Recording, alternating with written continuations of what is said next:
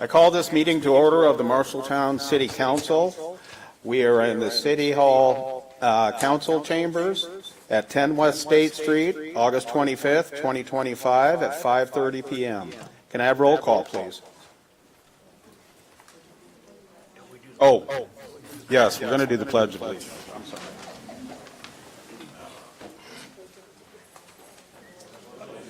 To the flag of the United States of America, and to the republic for which it stands, one nation, under God, indivisible, with liberty and justice for all.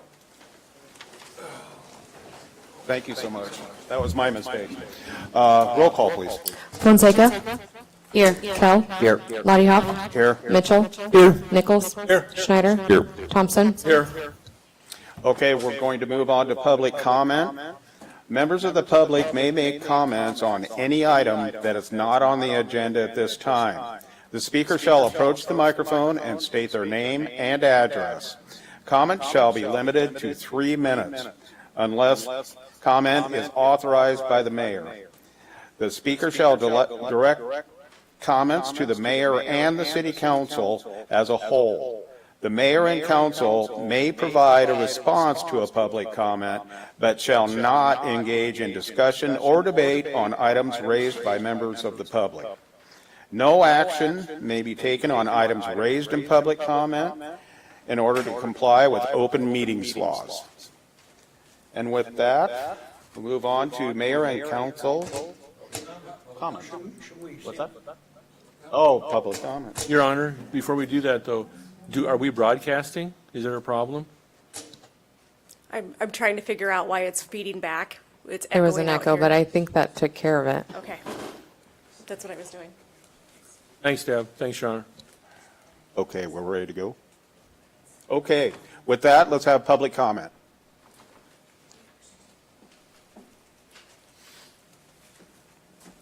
Linda Clark, 306 South 2nd Avenue.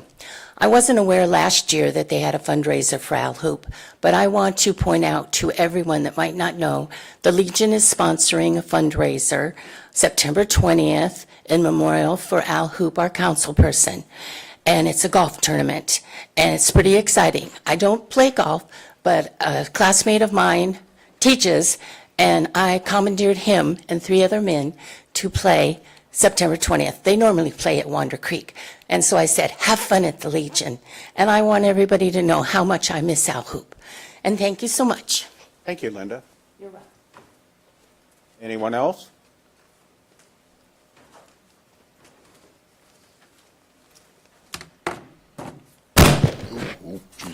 Sorry. Jacob Raleigh, 718 South Center Street. My name is, good evening, Mayor and council members. My name is Jacob Raleigh, and I'm here tonight regarding a recent special tax assessment that was placed on my property at 718 South Center Street. I'd like to start with some background. Beginning in 2020, after the derecho, we allowed brush and other storm debris to be placed on that property.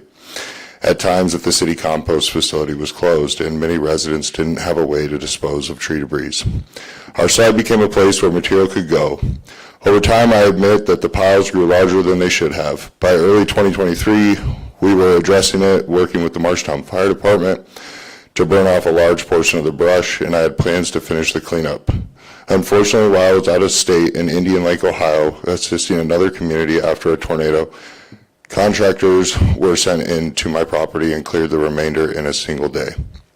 The job consisted of 4 loads to the compost facility and 2 loads to the landfill. For that work, I was charged a total of $11,964. In speaking with employees of the contractor, I was told this was considered an emergency job and that they even rescheduled work to handle it that day. As someone who does nuisance abatement work professionally in communities across Iowa, I know what these types of jobs should cost, and in my professional opinion, the work could have been done at a fraction of the price, and especially if competitive bids had been taken. The fact that no bids were sought concerns me because it left no chance for a fair or reasonable rate to be applied. I'm not here to deny responsibility. I understand the city needed to see the property cleaned up. What I am asking the council to consider is whether the way it was handled was truly fair. Declaring it an emergency and moving forward without bids eliminated any opportunity for me to address the issue myself or for the city to ensure taxpayers and property owners are being treated consistently. This is not only my concern, it's a matter of precedence. If this happened in my case, it could happen again to other residents without safeguards like competitive bidding or advance notice. Anybody could be left with an assessment that feels far out of proportion to the work performed. I believe Marshtown should be known for fairness and transparency, especially in how it handles nuisance abatements. I also want to emphasize my connection to this community. Since 2018, I've given hundreds of hours of volunteer service, helping with tornado recovery, leading Team Up to Cleanup events, providing 10,000 plus coats to local residents through Coats for Community, and organizing Holiday Hope to ensure families have toys at Christmas. More recently, I've helped build food pantries around town. I've stepped in on projects that directly benefit the city, like clearing volunteer trees from the Welcome to Marshtown signs and donating dumpsters to Impact to help property owners. Looking ahead, I am planning another large-scale event, Fall Into Cleanup, to provide roll-offs and cleanup services across all city districts. I share this not to brag, but to show that my commitment to Marshtown is long-standing. I have invested in this community, and I want to continue to do so. So tonight, I'm respectfully asking for relief, whether that means reducing the balance to reflect the actual scope of work or allow me to pay through a fair installment plan. I hope the council will work with me to find a solution. My family has owned this property for over 20 years, and we've always paid our taxes. Jake, you need to wrap it up. It's the last sentence. Okay. Nearly $12,000 in a single assessment is not something I can meet without risking the loss of that property. In closing, I ask the council to weigh the facts and the precedent that sets to our community. I'm not here to walk away from my responsibility. I'm here to ask for fairness and transparency. Thank you, Jake. Anyone else? Not seeing anybody jump up. Let's go down to mayor and council comments.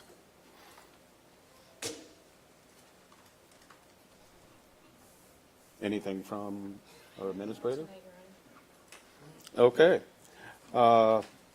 Let's move on to years of service. Sarah.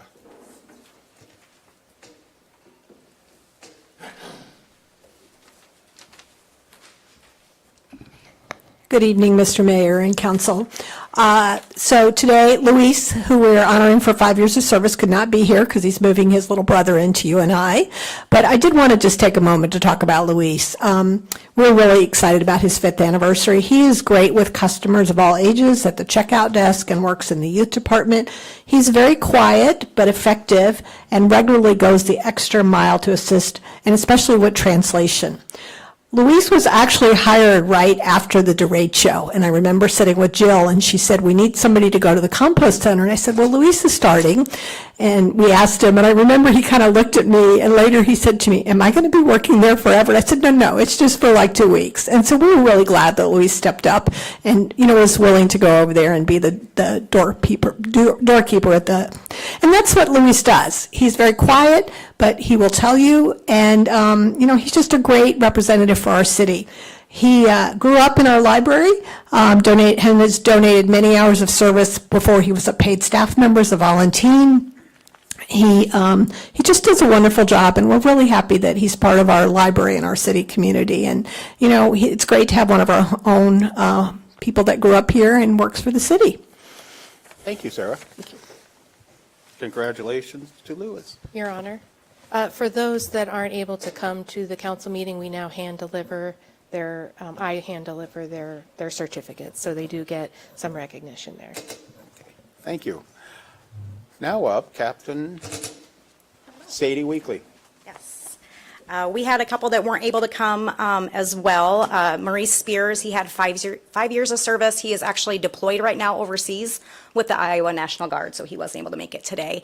And then we do have Logan Wolf, 10 years, Brad Mosseth, Kyle Stevenson, 20 years both, but I'll have Logan come up and I'll talk a little bit about him. I thought Brad was coming, but I don't see him. So I'm sure, as you guys know, Logan Wolf is currently our school resource officer. He just started today, first day of school. This is your third full year starting? Okay, he's been doing a great job. I'm sure you guys see a lot of stuff on social media, stuff that he's doing with the kids. He's doing a lot of work with their, the game, esports, that he does. So he also has been a negotiator with the police department for many years, which is something that he does a really good job at. He has been an instructor with our department. He has done a lot of work with our Fraternal Order of Police, Shop with a Cop, and he is also someone that is local with Marshalltown. So we've been very excited to have him for 10 years. He does a lot of good work, and he is just honestly a pleasure to work with. So I would like to give you your 10 Years of Service Award. So thank you.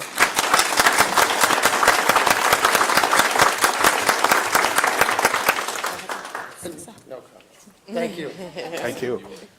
Beth?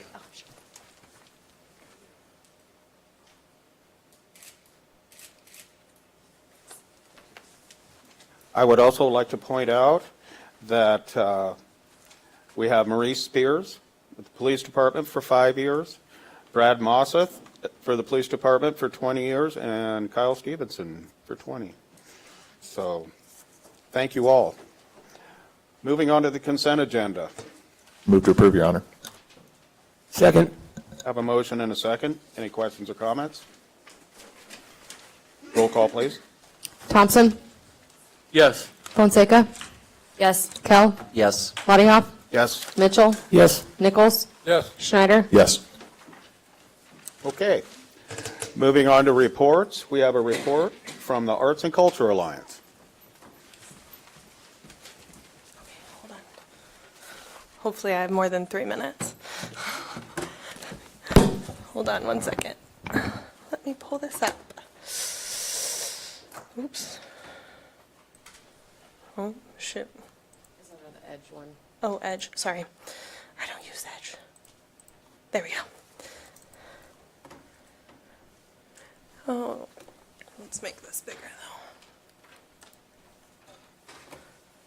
though.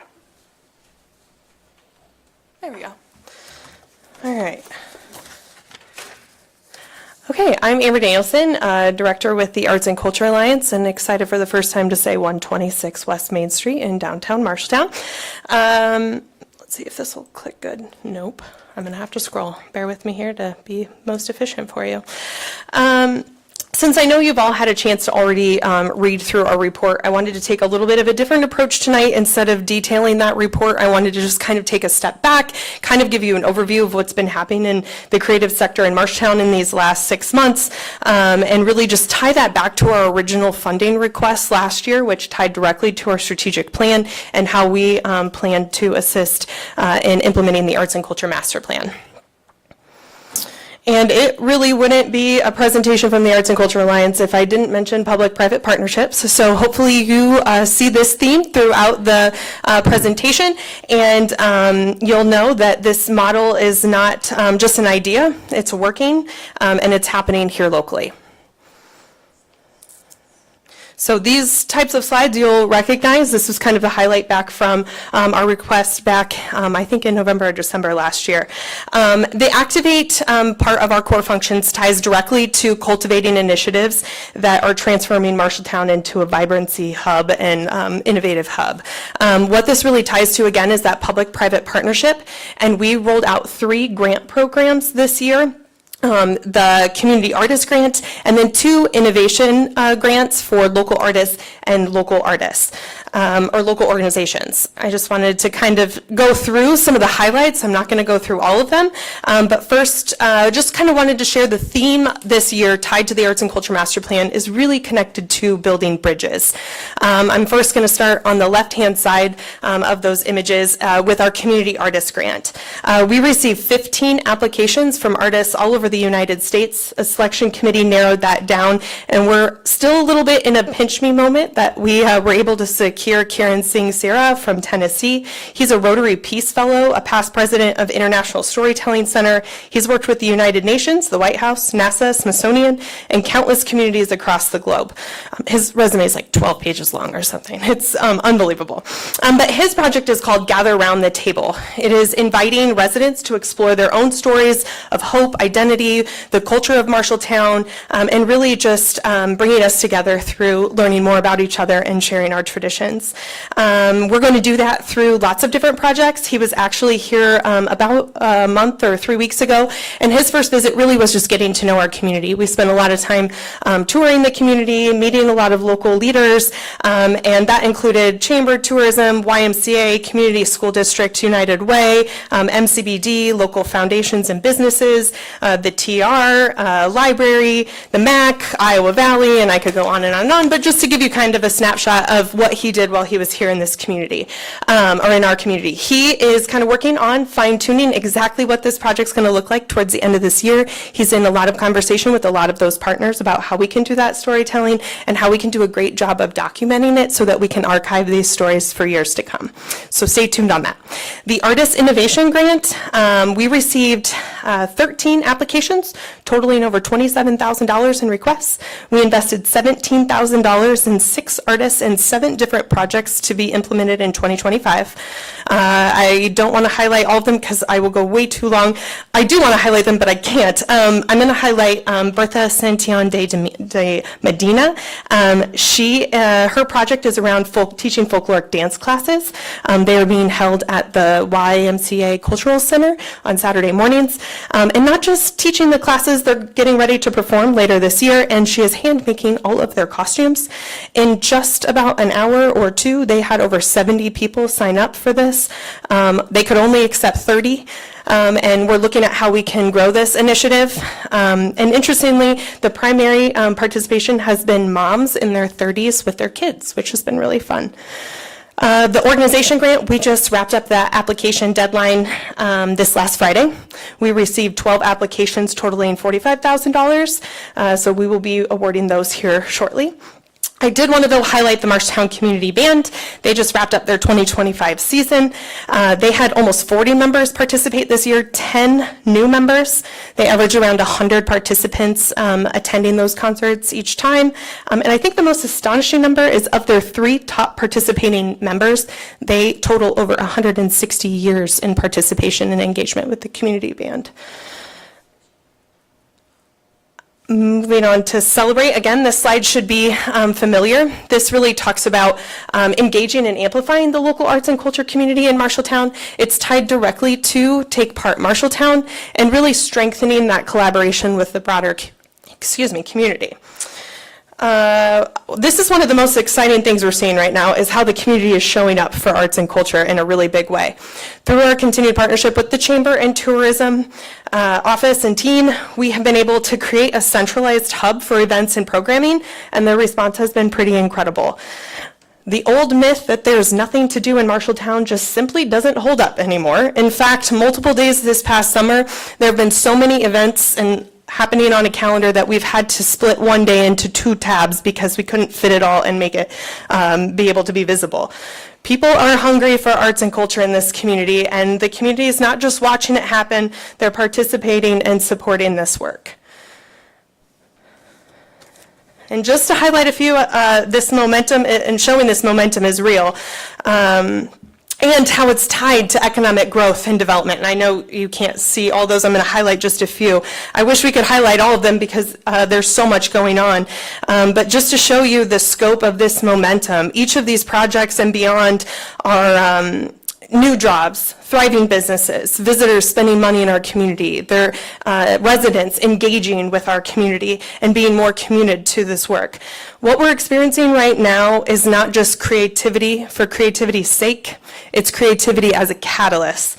The arts are helping shape the kind of place where we want to live, people that have been here their whole lives, young professionals wanting to stay here, move here. It's where visitors want to spend their time and their dollars. So just to highlight a few of these, Sábado de Gloria at the Central Iowa Fair, hosted by Midnight Ballroom, had over 3,000 attendees. We can calculate the economic impact of these types of events because of statewide data that has just recently been reported on. Let me get it so it's not cutting it off. And we know through that data is that beyond the cost of an event for arts and culture events taking place, per person, per in attendance of that event, they're spending on average $31 in addition to the cost of going to those events. Now, some of these events are free, but we're talking about getting a babysitter, getting gas on your way to an event, going to get dinner, stopping at Lily Mae's while you're watching the Bee Twins or eating at Flying Elbow. So we're able to calculate an economic impact of over $90,000 for an event like that. Live and local concert series at Grimes Farm, they've seen 1,200 participants in their 3 concerts so far, with an economic impact of over $37,000. Live After 5 seasons kickoff with Brazilian Twins and Buzz Owen had over 600 attendees with an $18,000 economic impact. And then some other things up here beyond live music. The MAC had their first group show since reopening. They had 27 artists participate with over 42 pieces of artwork on display. We saw St. Paul Episcopal Church plop a piano in downtown Marshalltown. Thanks, Danielle, for getting good video content of that. The Marshalltown Baseball Club did a mural with Missy Scher. Iowa Valley Marshalltown Community College had students create 3 different public art panels that are installed throughout their campus. They're doing a mural here this fall with an alum who graduated from MCC. And then finally, I wanted to highlight Bobcat Cafe that opened this year. It really is truly showcasing innovation and elevating youth, really creative entrepreneurs, and filling a space that was once empty and vacant in our downtown. This really shows that engagement that we're seeing from the community. We talk about in the Arts and Culture Master Plan that this work is going to take all of us. And while we're amplifying this work and supporting this work, we weren't directly tied into a lot of these initiatives because we are doing this work together as a community. And these organizations, our community, is really showing up because they understand the value and the belonging and welcomeness that happens when we do these types of projects and programs together. The other thing I will say is a part of that data is that there's data that shows in this statewide data that when people are engaged in arts and culture programming, they're 86% more likely to be involved in civic issues. And that's what we want in here, is we want people speaking up and participating and showing that they care about our community. Connect, this is about being a bridge builder for our community, how we can create professional development opportunities and opportunities for leadership. Instead of showing this video, I'm just going to kind of talk over it because I know we're short on time. Many of you participated and attended our grand gathering, our opening in downtown Marshalltown. Really, what we're calling our space in downtown is a creative incubator. I am going to show it because no one wants to sit here and just look at my face. Let's do this. I'm going to talk over it though, so bear with me. It's not even that loud.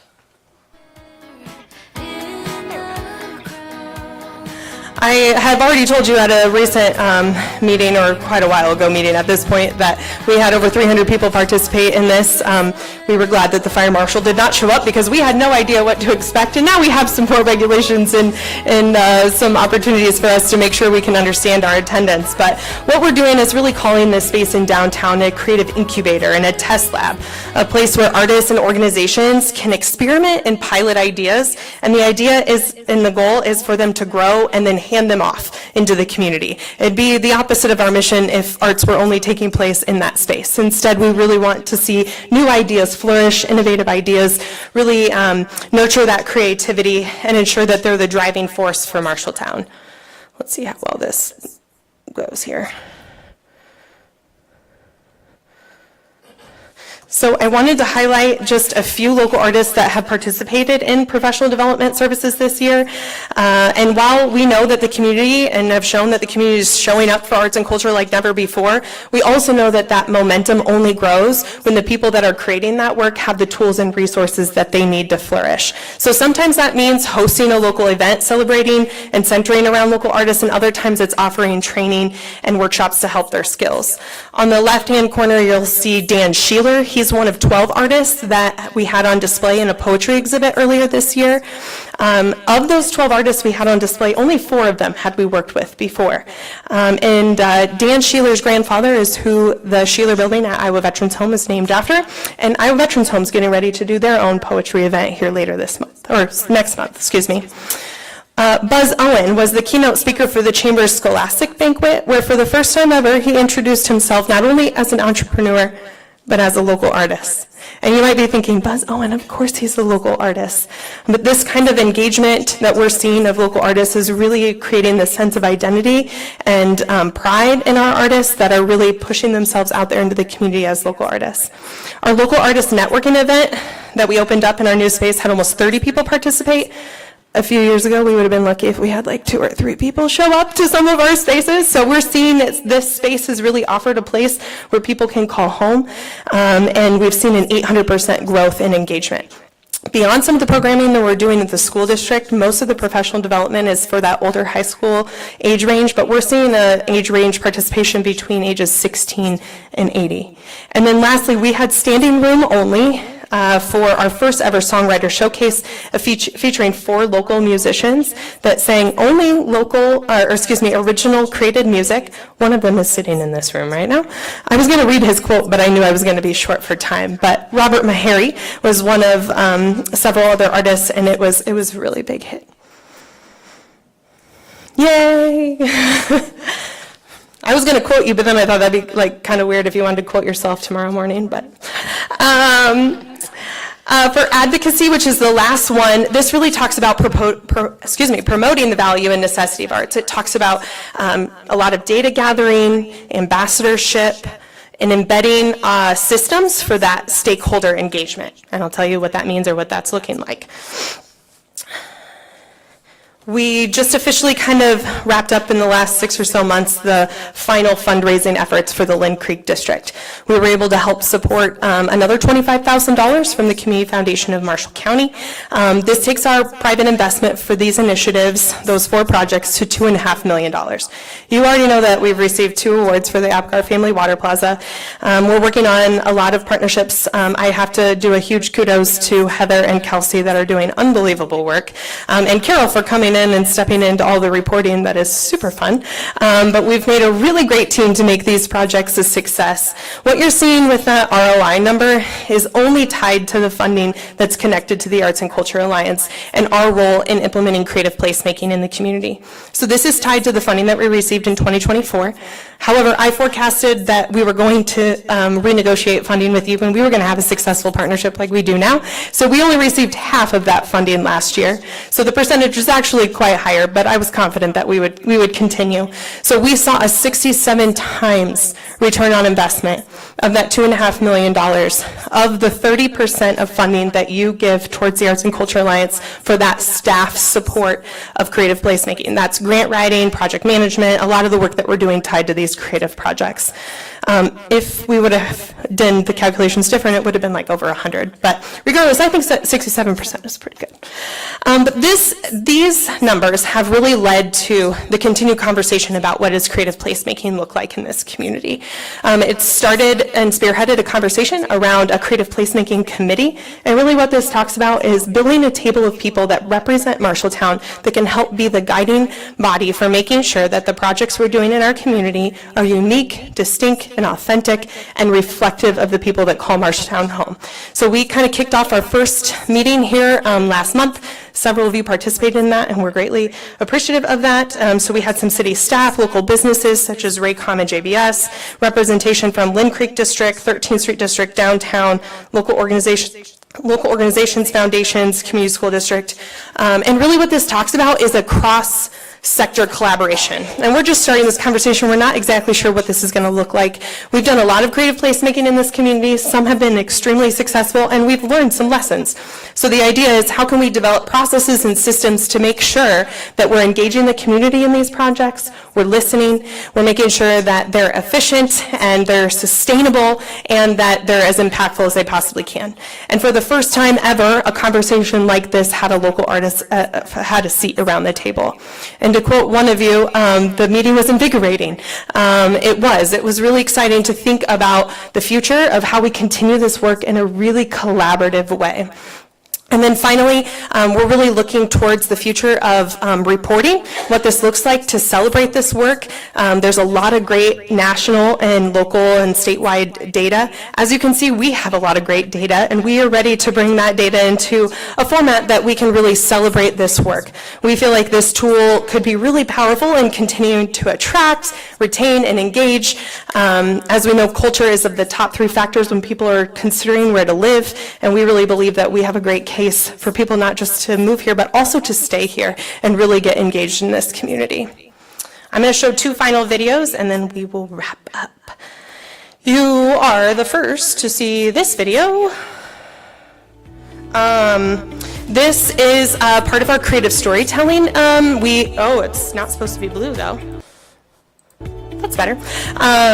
This is produced by local artist Austin Chatterton. He's been boots on the ground for the Lynn Creek District projects, including the groundbreaking ceremony. This really is tied to Activate Hope as we see the community getting so excited about what's happening in this district. The city and Heather in particular have been doing a phenomenal job keeping everyone updated. We really felt like there was an opportunity to continue with some drone footage and really just show where it is, what's happening, and where it's going. So we'll continue to have him boots on the ground as exciting things are happening. He was there when the crane was setting the bridge. Wow, I didn't time that, but that worked out well. We have a lot of other kind of milestones that we hope that we can capture. We look at launching this digitally next week and then continuing to kind of share what's happening. And the final video, and then I'm out of here. This is just another example of some of that creative storytelling that we're doing. In our report, we shared some of the digital engagement that we're experiencing. I reran numbers this morning because they've just been incredibly rapidly growing. Since a month ago when we ran numbers for your report, our views have grown to over an additional 210,000, and videos like this, we've seen a total of growth of 57 hours in just the past month. So total year to date is 671,000 views and 94 hours of watch time of videos like this. That's 3 days and 22 hours. So we're really seeing that content like this is getting people excited, it's getting them to participate, and it's getting them to have more ideas on how they can be part of the community. With that, I think my last slide is just a thank you slide, so I won't pull up anything else. We appreciate your support. Hopefully that was helpful. I know I had questions in our request about kind of what this will really look like, and I hope that we've clarified that in the first few months of our contract. Questions? Does anyone? Your Honor, may I? Yes, you may. Amber, for those people that don't know who Buzz Owen is, do you want to say to the public? I was using his stage name. Yeah. Aaron Busby. Yes. Because you mentioned he's a local entrepreneur and now a Yes. local artist, so. Yeah, well, he's been a local artist. He's now just, I hope he's okay that I told him that I would quote him one day, so I'll send him this link, yes. My other question, when you had the grand opening, Yeah, the majority of that art was for sale. it was. So what window shoppers turned into, did you get, I guess I'm asking, you got a lot of recognition, people got their art out there, it was very interesting the different art pieces you had, but did they turn into sales for some of those local artists? Yeah, we definitely had a handful of sales. I will say, the year previously, we did, we called it Summer Artist Series, that's what we called it, and we did it at the outlet in downtown Marshtown. And in those shows, we only highlighted 2 artists at a time. We had the first show almost completely sell out.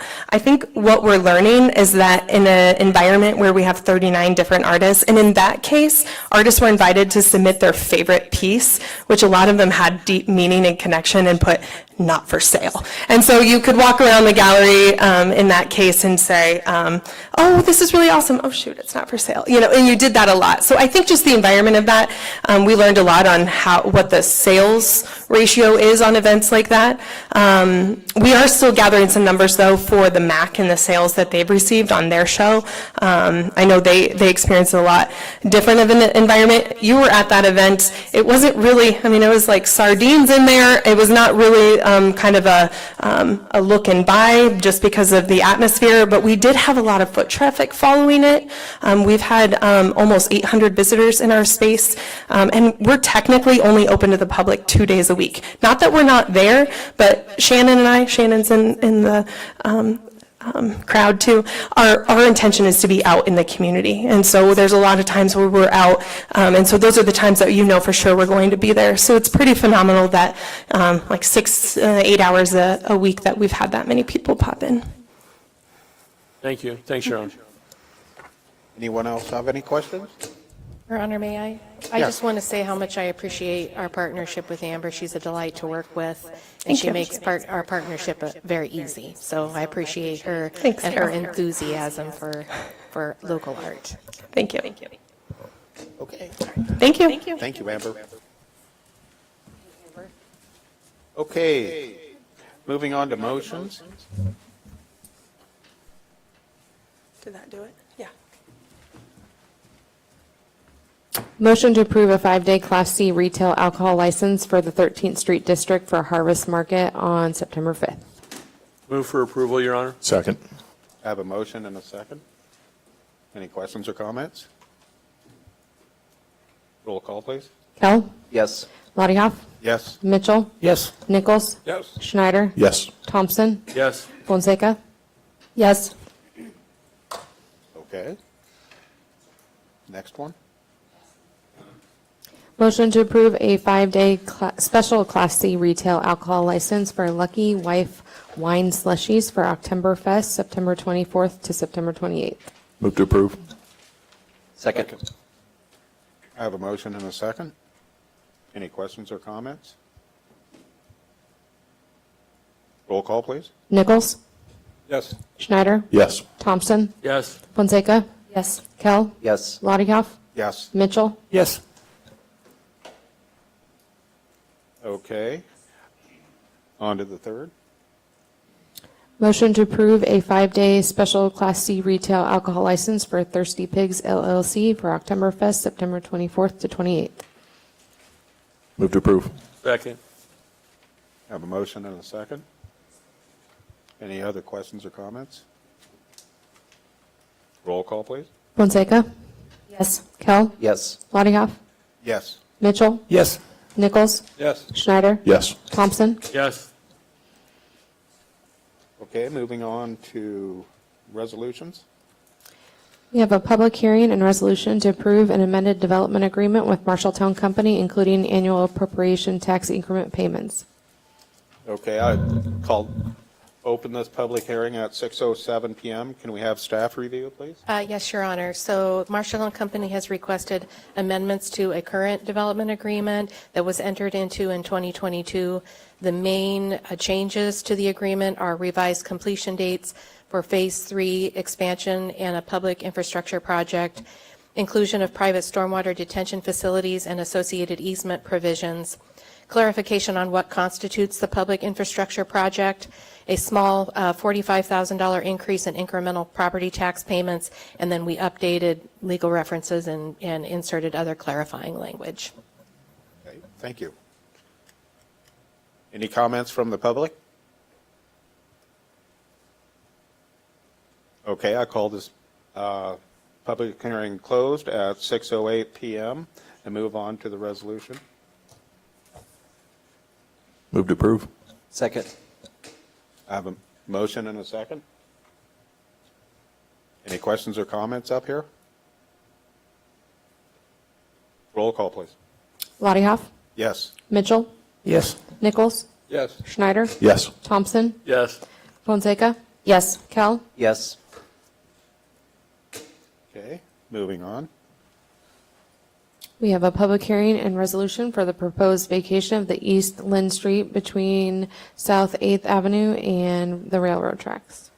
Okay, I call this public hearing open at 6:08 PM. Can we have staff review on this? Good evening, Clayton Ender, Assistant Director, Housing Community Development. This request would vacate East Lynn Street from South 8th Avenue east to the railroad tracks. The purpose of the vacation is to support conveyance of that parcel to Marshalltown Company for use in the stormwater detention basin for their public improvements as well as their building expansions of Phase 3 and Phase 4. We are looking to have the conveyance public hearing at your next meeting, so this would just vacate it as a street. Conveyance would occur at your next meeting. Staff is recommending approval. Okay, thank you. Do I have any questions from the public? Hearing none, I call this public hearing closed at 6:09 PM and move on to the resolution. Approve? Second. I've got a motion and a second. Any questions or comments up here from the council? Hearing none, roll call, please. Schneider? Yes. Thompson? Yes. Fonseca? Yes. Kell? Yes. Lottiehoff? Yes? Mitchell? Yes. Nichols? Yes. Okay, moving on to the next one.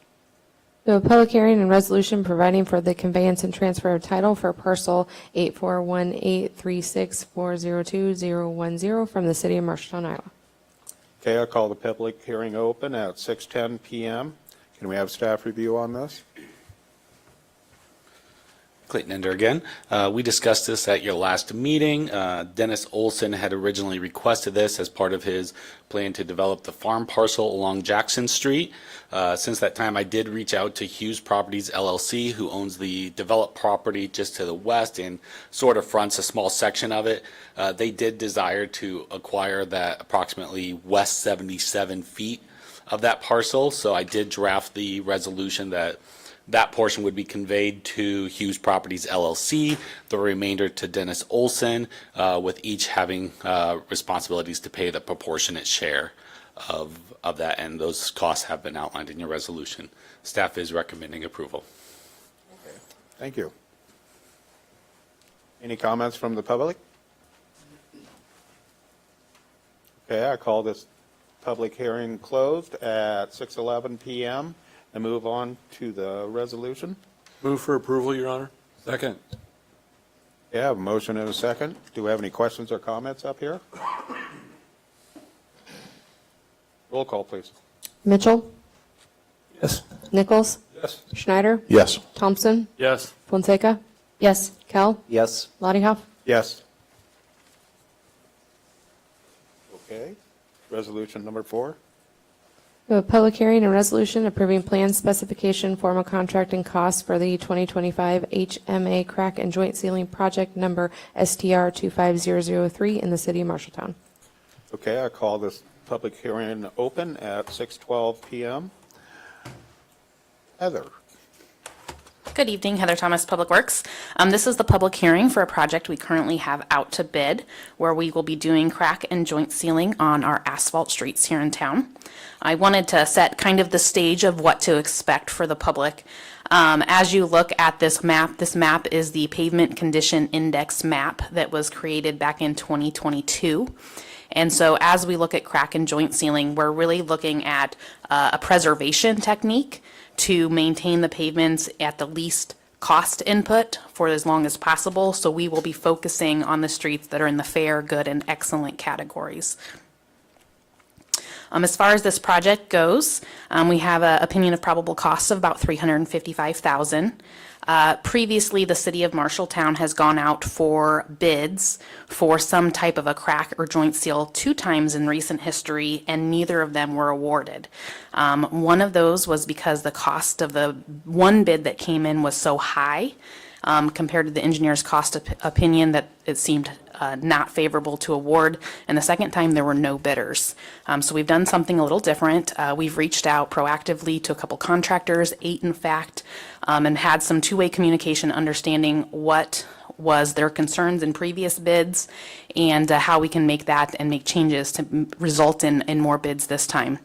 So I feel like we've had pretty good communication right now with contractors. Part of that communication did result in me issuing an addendum earlier today, a very simple one, but as far as asphalt availability in Marshalltown, We don't have any plants locally, so switching to a material that can be produced in a premix condition versus hauling small quantities from a Des Moines or Ames or sometimes in Newton when Manats has that plant up and going will result in more favorable bids and more interest from contractors. So that did get issued earlier today. Bids are due September 3rd, and we'll consider them at the next council meeting. For this project, another thing that we did in talking with contractors is the timing that we were able to get these plans pulled together, we've opened up the bidding window. So this is an ideal time where contractors think they may have enough work to get them through the asphalt season, but some may be a little short. So we've allowed this to be where they can either go ahead and complete this work, even in part, or in full this year, or also opened it up to next year as well. So then impacts to traffic. With this, most of the streets here in town will be done under live traffic. They're small enough from a traffic perspective, how many cars go, you're able to go ahead and pass the moving operation while they're doing this work. However, we do have a couple streets that are higher traffic or there's concern about visibility, and we'll have flaggers in those areas. So here's the map. All the red roads, which are 40 miles of roads, are part of this project. So just giving you an idea of where this project, and it really encompasses the whole community of Marshalltown. And with that, I will open it up for questions. Does anyone in the public have any questions?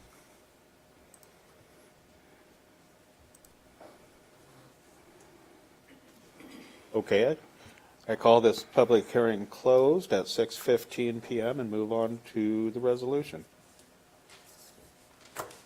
Move to approve, Your Honor. Second. I have a motion and a second. Any questions or comments up here? Your Honor, if I may. Yes, you may. Heather, sorry.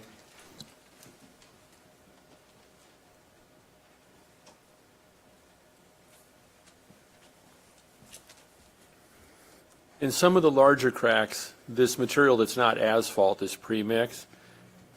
Can you give us, and I give the public an idea, the ability to not shrink and stay in the wider cracks? And what is the life compared if we did the asphalt crack? Just want to let the public know ahead of time that this may not be the best solution, but it's the best solution we have today. Yeah, so when I was looking into this project, the last time the city bid out a similar project that was successful and actually constructed was 2016. And part of the provisions in that time was that one of the DOT specifications that allows for this premix material, that is in the DOT spec, but it says as approved by engineer. In the past, the city of Marshalltown has not approved that. So I reached out to the district engineer, the resident construction engineer here in this area, as well as 3 other areas in Iowa to ask their experience with that product. And most of them did not have much experience with that. They're fortunate that they're in closer proximity to asphalt plants, but this premix material, I would say it compares in the sense that they've had success for the lifetime that the intent is for the sealant. So it is a product, you still put in a tar mastic down below it. The crack is steel cleaned prior to all of that. You put this material in, and then it still has the emulsified asphalt over the top. So while in theory the hot mix is better to form and everything, if done with the given temperatures, they would still expect it to perform for that 7 to 8 year lifetime. Thank you for letting us know and let the public know. Thanks, Your Honor. Okay. We have a motion and a second, correct? Roll Yes. call, please. Kell. Yes. Lottie Hoff. Yes. Mitchell. Yes. Nichols. Yes. Schneider. Yes. Thompson. Yes. Fonseca. Yes. Okay, moving on to ordinances. Ordinance 15110 to amend the Code of Ordinances, City of Marshalltown, Iowa by amending Chapter 73, recreational vehicles, bicycles, and skateboards, and associated code references. Second reading. Move to approve. Do I have a second? I'll second, Your Honor. Okay, I have a motion and a second. Does anyone have any questions or comments about this?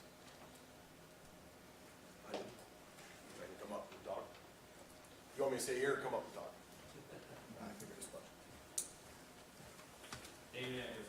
Yes. Matt Gerstant, 117 West Main, here in Marshalltown. Just wanted to clarify or answer any questions on some of this stuff. So I sell bicycles, and e-bikes have become a very large part of the market. And I just wanted to speak for a few minutes on basically the classifications of what an e-bike is, and that Iowa has adopted that to be kind of a standard. So there are class 1, 2, and 3. With a max speed of 28 miles an hour. And I know that's some of the concern of this ordinance. And I just wanted to kind of iterate the idea that the 28 miles an hour, anything above that really is a moped. And I think that would make it very easy to enforce, giving law enforcement things like that. The other wording of this ordinance is a little confusing given the current things on the market, skateboards, one wheels, things like this. So I had an idea or a recommendation to adopt a personal electric vehicle phrase to actually encompass that. That's an industry standard that they use. So personal electric vehicles would be the one wheels, the electric skateboards, stuff like that. With the idea that if they exceed 20 miles an hour, then those would be against that ordinance or against the law, or however you want to word that. So I just wanted to open up for a few questions if you guys had anything on that. And basically on where they're allowed. So there's been some conversation to be allowed on bike paths.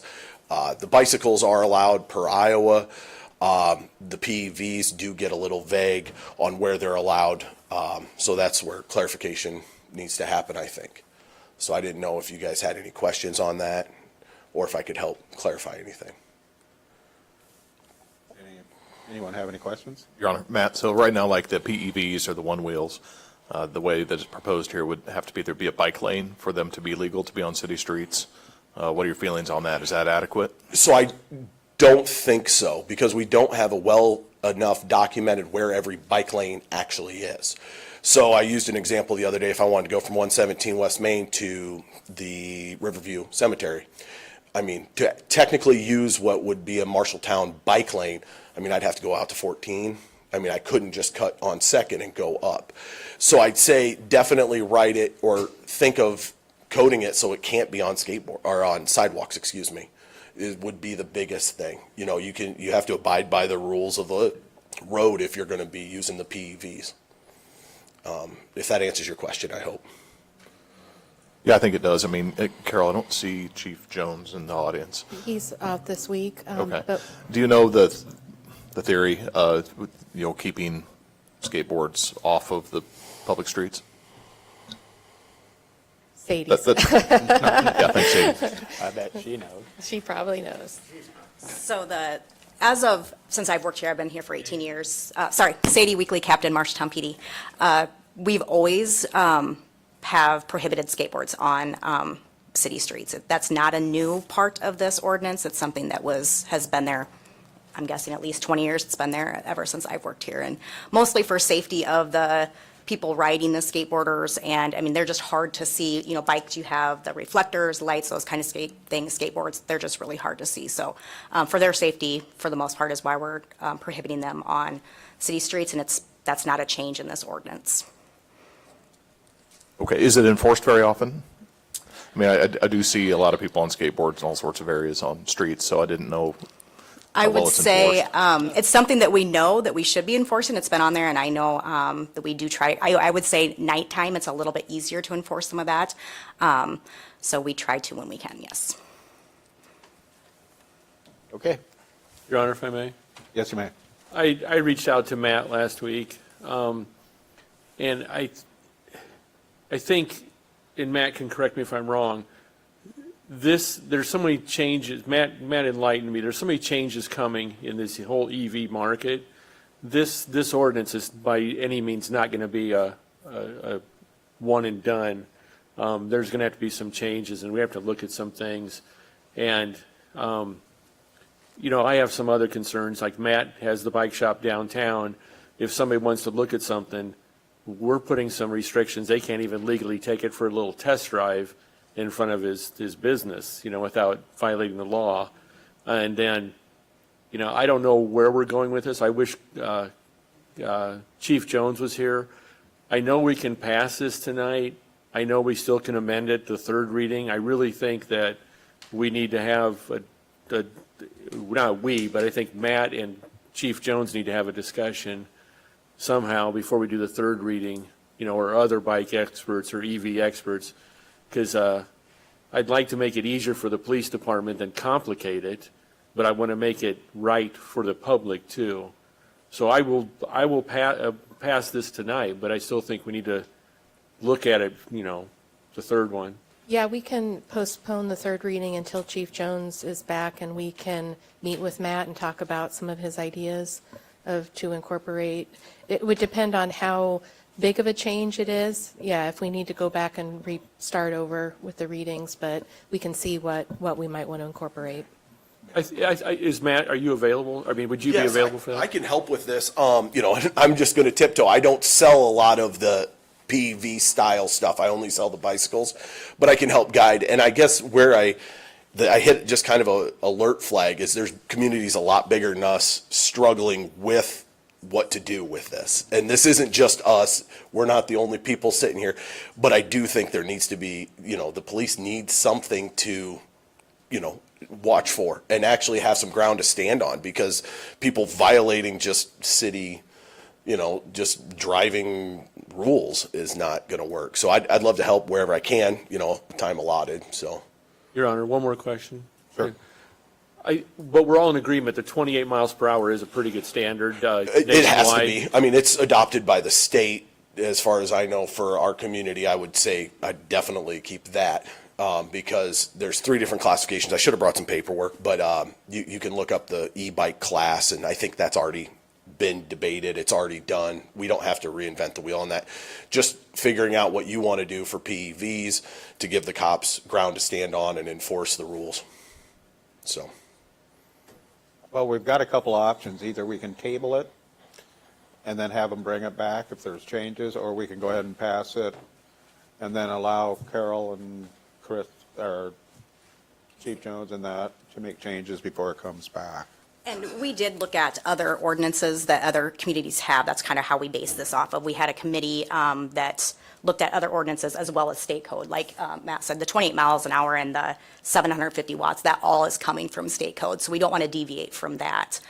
So we have looked at what other cities and communities are doing, and that's kind of where we base this off of, and as well as the state code. Your Honor, I'm comfortable with just approving the second reading tonight. I don't think there'd be any major changes. I think there'd be a couple minor terminology changes for the third one that's not going to make it go back to the drawing board as a new ordinance. I think we're okay with moving it forward tonight and then, seeing what changed, if any, come back for the third reading. Okay. That sounds fine. Do we have a motion and a second? Yes, we do. Okay, is there anything else from the public?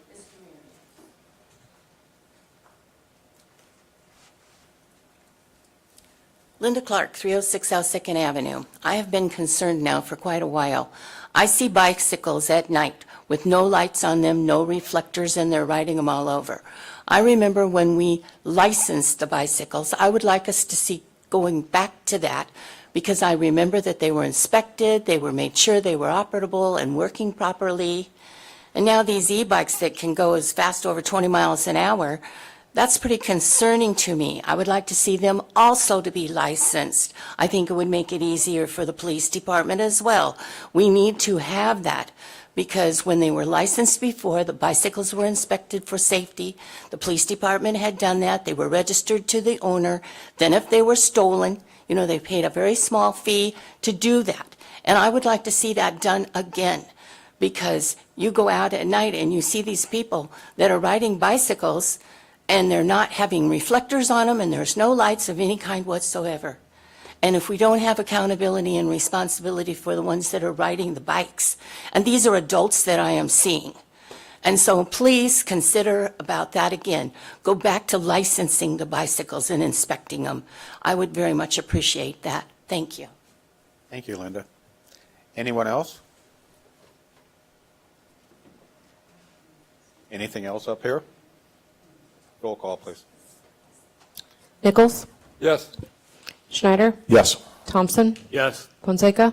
Yes. Kell? Yes. Lottiehoff? Yes. Mitchell? Yes.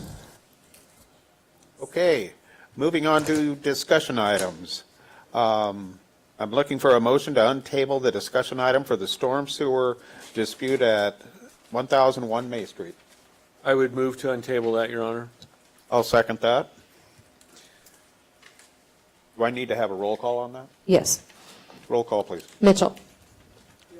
Nichols. Yes. Schneider. Yes. Thompson. Yes. Fonseca.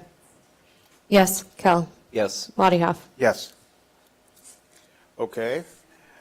We are back on the storm sewer dispute at 1001 May Street. Can we have staff review of this? I can just give a short overview. Staff received a request from Councilmember Thompson to discuss this issue.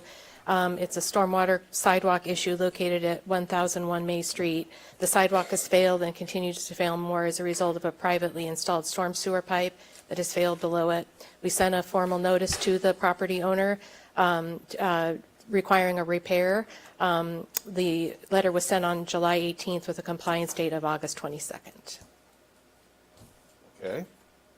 Passed, yes. If I may, Your Honor? You may. Okay, this is a tough one because I'd never even heard of this before. So the quick history is several residents got together to stop some flooding in their neighborhood from stormwater runoff. They worked with the city years ago, got permission to put a private stormwater system in that connected one stormwater sewer on Anson Street to a stormwater sewer on May Street. So the idea was to take the water that the city couldn't, for whatever reason, the city didn't have the capability in their system, our system, to catch all the water coming down the hill and then on Anson Street. It was coming down into their yards, their buildings, their fences, whatever. And so the neighbors put this in, and then this is where I struggle with this whole thing, and there's a lot of history on this. But as a city councilor today, I can't change what happened in the past, but what I struggle with is the residents had to have permission to hook up into the city system. There had to be an engineering oversight 40, 50, 60 years ago, whatever this was, that when they hooked their private stormwater system into the sewer blocks, the square blocks that hold the sewer intakes, I've got to believe an engineer had to sign off on that, and that no one can just go out and hook up something to a sewer system. And so I got to believe that the city itself has some onus on this, that, and in my opinion, from going out there and looking at it, Councilor Mitchell and I were both there the same day and looked at it, it looks as if the joint is what's failed between the pipe and the box collector under the sewer on May Street. And I think over the years, it has just eroded the dirt away, the rock, whatever, and now the sidewalk above it has caved in. And I think that void was there for years, and the sidewalk, held its place for a long time, and then finally caved in this year. So I struggle with the resident having to be able to pay for this, if it truly was the joint that failed. And I understand that the resident in the past was offered some easement opportunities to turn this over to the city, but as a private property owner, I would struggle with that too, because if the city takes an easement, that means you can't build over your private stormwater pipe, you can't do anything on that land. The city could actually hook up another stormwater system to it, put a diverter box on your property within that easement. You could have a manhole cover in your property, because the way that hill's set up, there's probably a lot of water that runs from south to north down that hill, not just in this area. So my feeling is, if it truly is the joint that failed, and that's, like I said, what it looks like to me, I really believe the city's responsible for repairing this. So that's where I stand on this. Thank you, Your Honor. Do we have any knowledge of anyone from the city signing off on this? We do not. We don't have, and I look to Heather to confirm that, but I don't believe we have any evidence that the city ever accepted this or agreed to do any type of maintenance on it.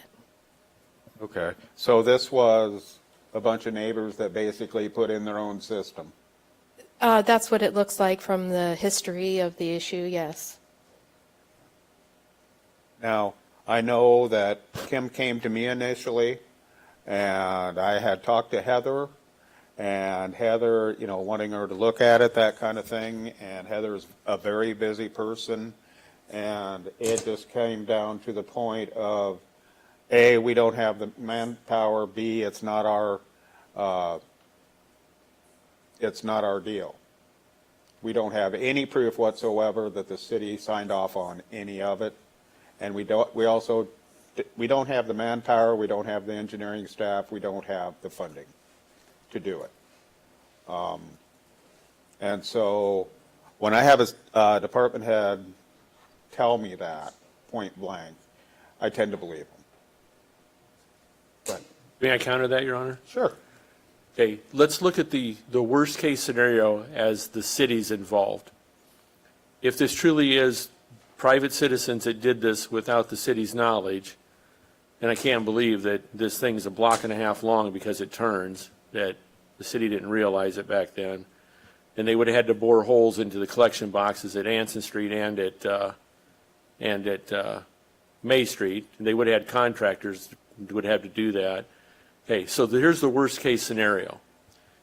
If we put this expense on the homeowner, what is to stop these homeowners that own this line from capping off this line back at the source? If this truly is their private line, and I agree with it is, what if they say, well, if this is the way you're going to treat us, we're helping you by stopping street flooding and hill flooding up on Anson Street, and they go back and plug that line at the source, at that sewer, what is the recourse there then to the neighboring homeowners on Anson Street? And then the one homeowner that lives at that T intersection where that storm sewer is going to overflow. So I'm looking worst case scenario.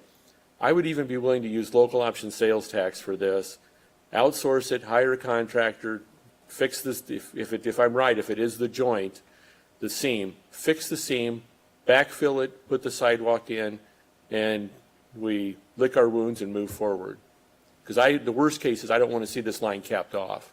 Your Honor, I'd like to ask Public Works Director Thomas to come up and speak to a little bit about Councilmember Thompson's question regarding if the line was capped. Heather Thomas, Public Works. I want to clarify one thing. It's not that we do not currently have manpower, staff to address the issue. It is that previous to me being in this role, we've had at least 3 documented attempts in the last 20 years where the city has spent a significant amount of staff time and attorney time drafting easements and those kind of things to get the easements and permission from the property owners so that the city could address the issue.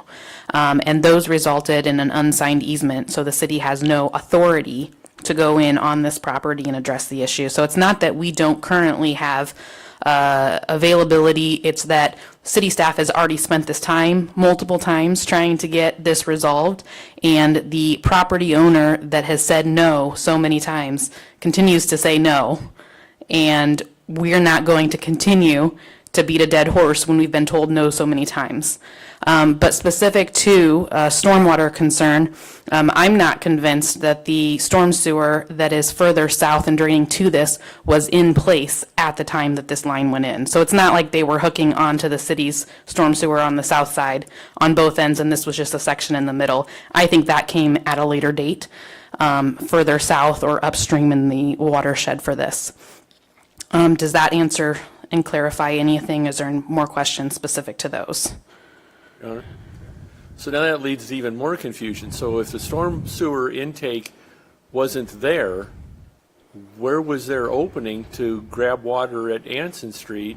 And if we did put the storm sewer in later and connect it to them, so the city knowingly connected a city stormwater collection point into a private stormwater line? That would be my guess. There's Iowa drainage law that sets precedents. It's actually called a prescriptive easement. If you look back at the 24K topo maps of this area, this location where the storm sewer is actually the low point in the drainage of this area and has been for history. So there is drainage law, and I would ask the city if that's really something you want to look into, that you get legal advice and not advice from the public works director. But if the stormwater always flowed through this area, it has to maintain that. So if a property owner currently tries to block that flow in any way, they're probably opening themselves up to some type of legal liability. It would be my guess that they noticed water was flowing overland in this low area and put in a pipe, but a lot of times when people do that, they don't realize that a pipe can't handle the large rain events. So even though that there's a pipe in the ground handling some stormwater, there is still an expectation that there's going to be overland flow above this area that can potentially go through this area.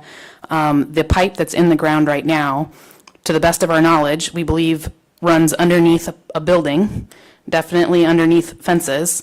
And so one of our concerns and one of the protections that a former public works director and water pollution control superintendent did when they attempted to initiate getting an easement so that the city could come replace this section of the line. It's about 100 feet. It was installed as a CMP line. We believe when we televised it 20 years ago that there was some defects in that pipe, and we think that's what failed, not necessarily a joint itself.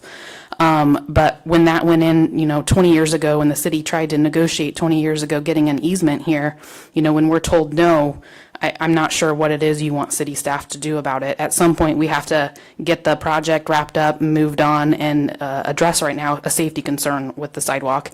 And our hands are tied without legal reason to go in and do anything different.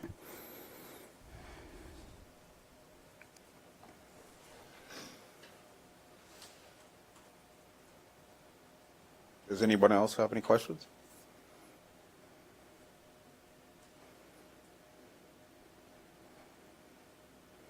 You're thinking, I can tell. If there's no more questions, I'm going to make a motion. Okay.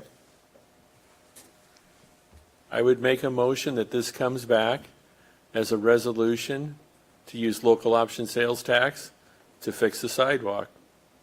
I don't want to go back and hash the he said, she said issue of the whole varied past.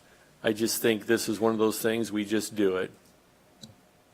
My motion is to bring this back as a resolution to the city use local option sales tax, fix the hole in the ground in the sidewalk.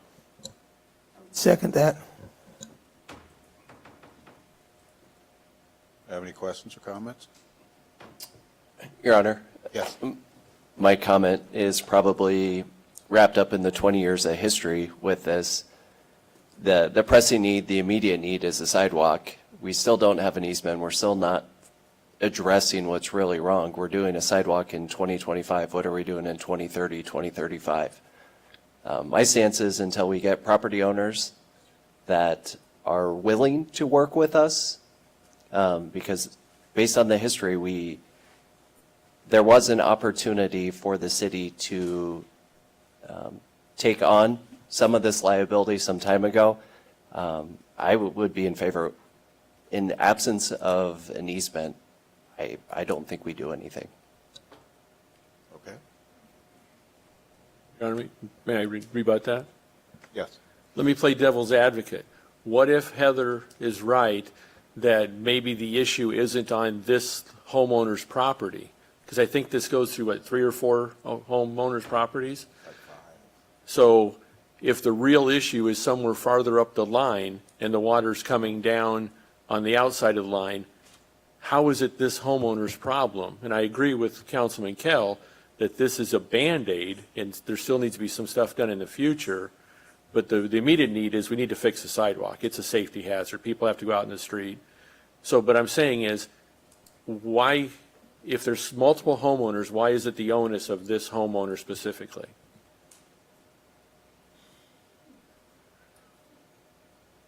Any other questions or comments? So a question for Heather of that documentation.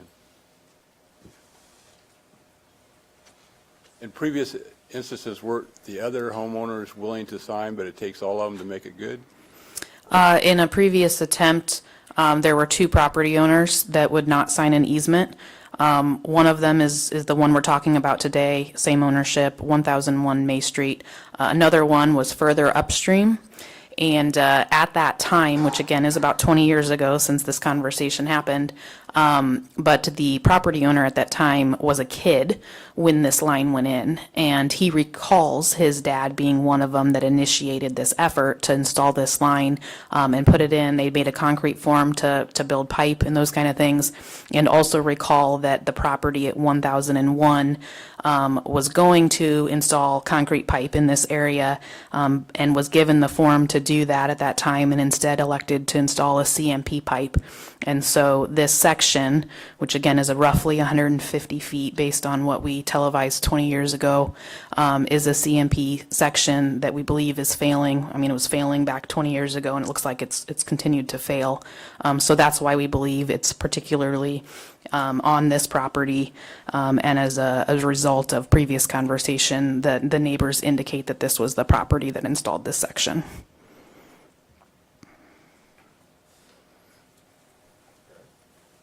Yes. Jim Shaw, 522 North 2nd Street. So we were willing to fix this if they give us an easement.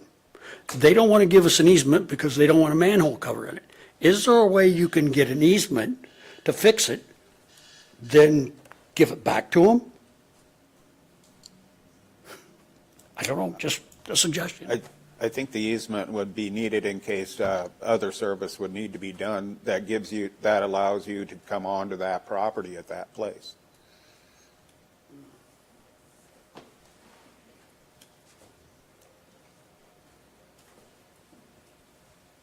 Doris Kinnick, 2020 Catalina Place. Okay, I'm just trying to figure this out because I know that from a house out to the street, you are liable for that piping out to the street. So that's a waterworks thing. So has waterworks, have they been, has this been part of, have they been notified of this? Is this something that they're aware of as well?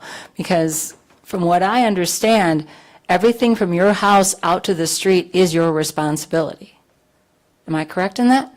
Just asking. Your Honor, the homeowner is here tonight. I believe she would like to say something. Okay.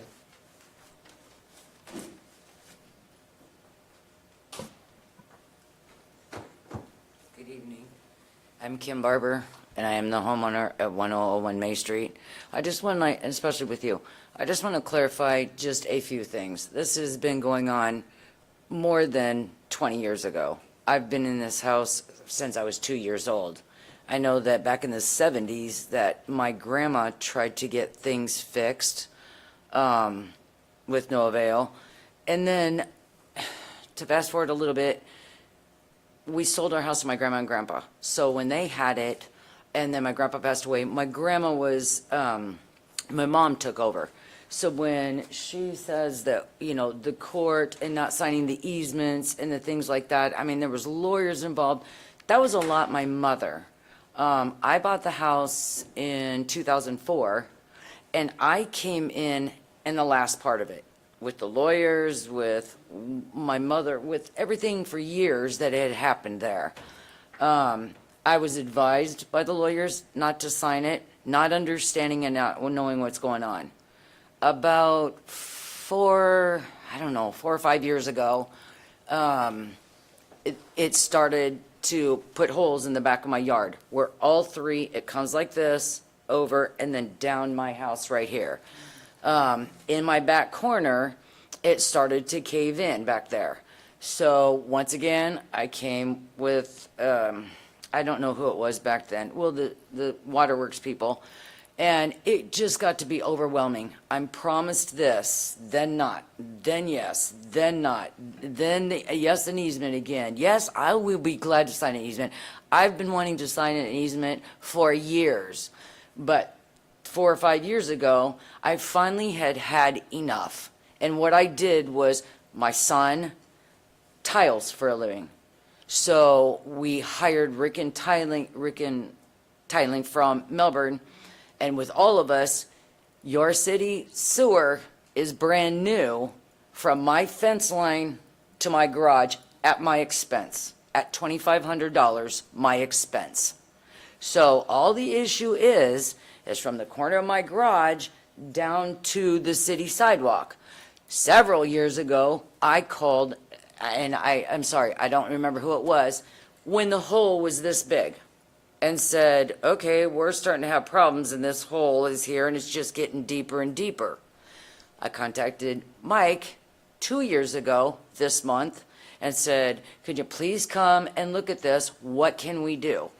So as 2 years back and forth and back and forth and back and forth and back and forth, now I have a hole that's probably this big, that I can see the whole sewer, probably this much on it.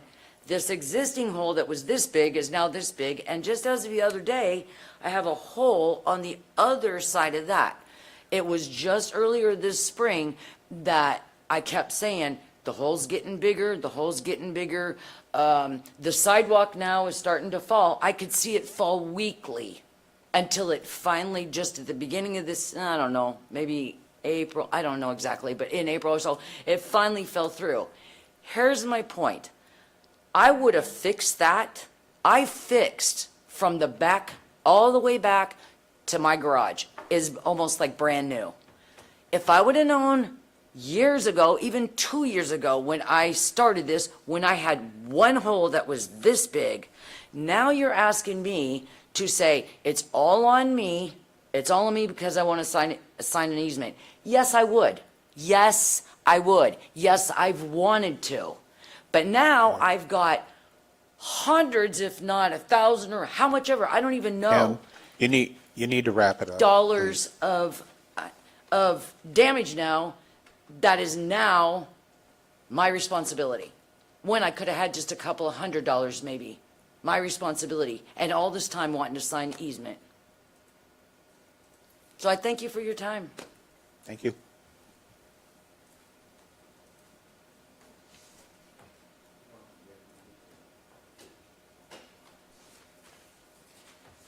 Carol, is it the city's position that this is not a city obligation? It's our position that it's a private stormwater line and it's not the city's obligation. Okay, thank you. Your Honor, I have a question for City Administrator. Yes. Carol, the $25,000 that requires the legal survey work and all that, is that just the sidewalk and including the line, or what, that $25,000 in the memo? What will all that include? Are you talking about bullet number 3, storm sewer only costs? If the 150-foot section of pipe was addressed, costs would likely be approaching $25,000. Yes. Yeah, that's a threshold that we have for certain types of bonds that we require of our contractors. So that's just a threshold amount. Heather was saying that if it's over that threshold, it would trigger those requirements for performance and payment bonds. Okay. And then, so the motion that Councilor Thompson made, how much is the $4,500? That's what? That's all it There's would some be? cost information in the memo. Let me look here. The city has hired out around $445 per hour for this type of repair. Let's see. If the city hired a repair from the intake to behind the sidewalk, that could be done with 2 sections of pipe in 1 day. Cost would be around $4,500, it says. Okay, so like, my concern is the line, well, the line is failing somewhere, somehow, and I guess it affects numerous property owners. Is there an opportunity to talk to all those property owners and see what, I mean, we've been talking about a lot of cost sharing, so is there an opportunity to, or would you think that would be a good idea to talk to those property owners and see if how much they would be willing to pitch in if the city took on, seeing how much it would actually be to get it all resolved and just finally do it right, do it good for The city And can that- still pursue an easement, and we're willing to work with the other owners, landowners, to do that. The question is who's responsible for the current condition of the storm sewer pipe and this problem that we have in the sidewalk? So the city is saying that we wouldn't accept responsibility for the current condition. Going forward, we can have an easement so that we can maintain the line properly going forward.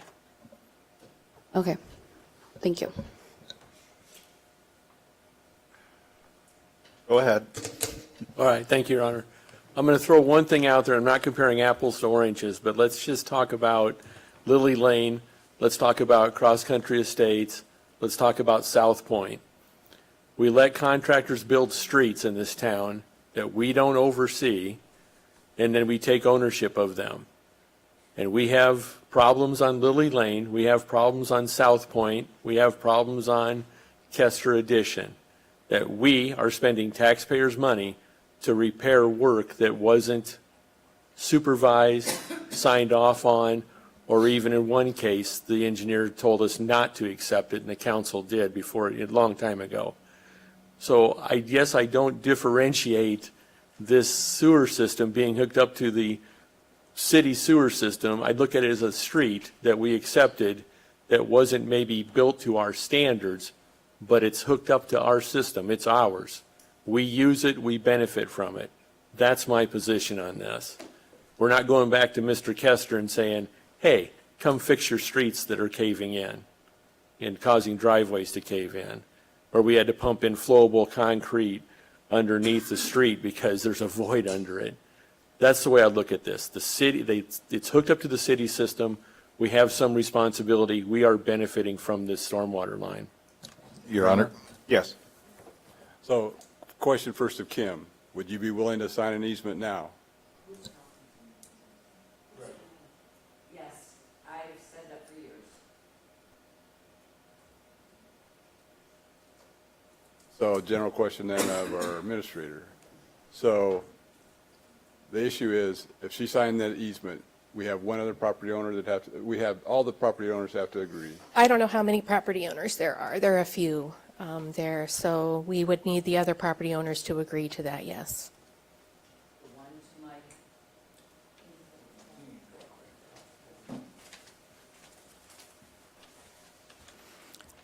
I think there is 4 or 5 parcels that I believe this storm sewer runs through, to the best of our knowledge. And I believe the issue with the easement, to the best of my knowledge, again, based on the history that I've been able to dig up, it's not that the easement is specifically, it was a clause within the easement that Ms. Barber would not sign the easement because of that clause. It is the city staff recommendation that that clause remain a part of the easement, and that's specific to that the city is not liable to damage to a building, a fence, or anything that is caused by this storm sewer pipe that was privately installed failing. Or the fact that if we need to go in and repair it today, that fence that's over the top of this storm sewer, we don't want the city to be liable to put a brand new fence in. That is the clause of the easement that I believe, is my understanding, has been the hiccup and the reason why the attorney advised Ms. Barber not to sign the easement when the city has made previous attempts.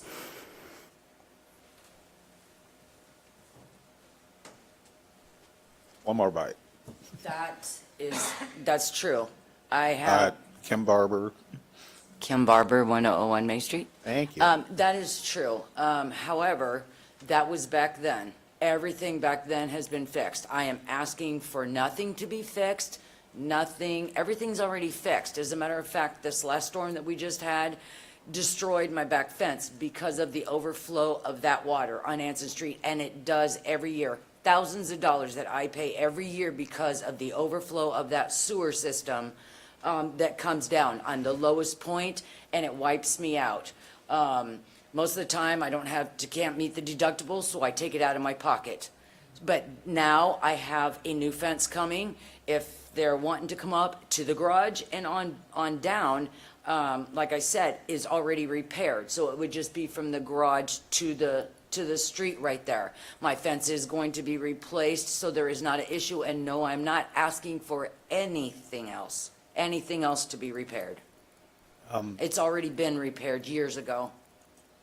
Well, part of the issue is, okay, if this is 10 years and there's an easement, you are concerned about fixing at that point in time, that could be a whole different situation as far as what's in your backyard. So the easement is a long-term deal. Are you willing to commit a long-term deal on that, risking whatever else you put on top of that? Yes, and the only thing that would be on top of that, because I put the system in from the fence to my garage, I know that it runs a little bit more in my neighbor's yard than it does mine, but it does connect to me, and all I have is a fence and some flowers. Thank you. And hay. I don't have weeds in my yard. Heather, I have a question.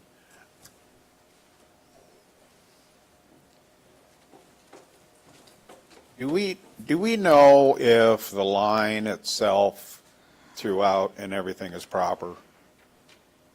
No, in fact, proper is probably subjective, right? It's definitely not installed today up to today's specifications. Absolutely not. We know that it was a handmade concrete form that was used for that concrete piping. We know that it was a CMP culvert line in this last 150 feet. Sounds like Miss Barber's son has taken a portion of it and replaced that with something. I don't know the material, the size, or location of that. So, it's not to today's standards by any means. Okay, yeah, I was just wondering, because if we just do the sidewalk connection thing, we don't even know if the rest of it all the way up is proper and can handle the water that it's intended to do. So no storm sewer is intended to handle all water. And that's part of the concern with the easement is when there are buildings and fences and everything on top of this stormwater flow path, it's easy in the future to point fingers at the city and say, you damaged my fence. But if this is where stormwater flows, it's my recommendation, it's my predecessor's recommendation and his predecessor's recommendation from every finding that I can find is that the city doesn't take liability for those items, and that's been the sticky point.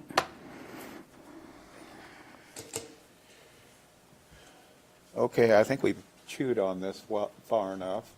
Your Honor, I was just going to say something earlier. Gary, your analogy isn't quite fair because we have not accepted responsibility for any of this. I also don't see any reason why we should, so I'll be voting no. Okay. Fair enough. Any other questions or comments?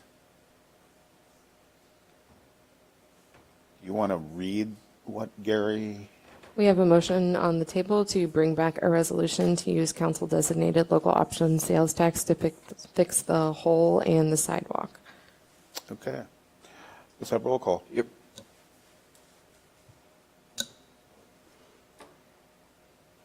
Nichols? No.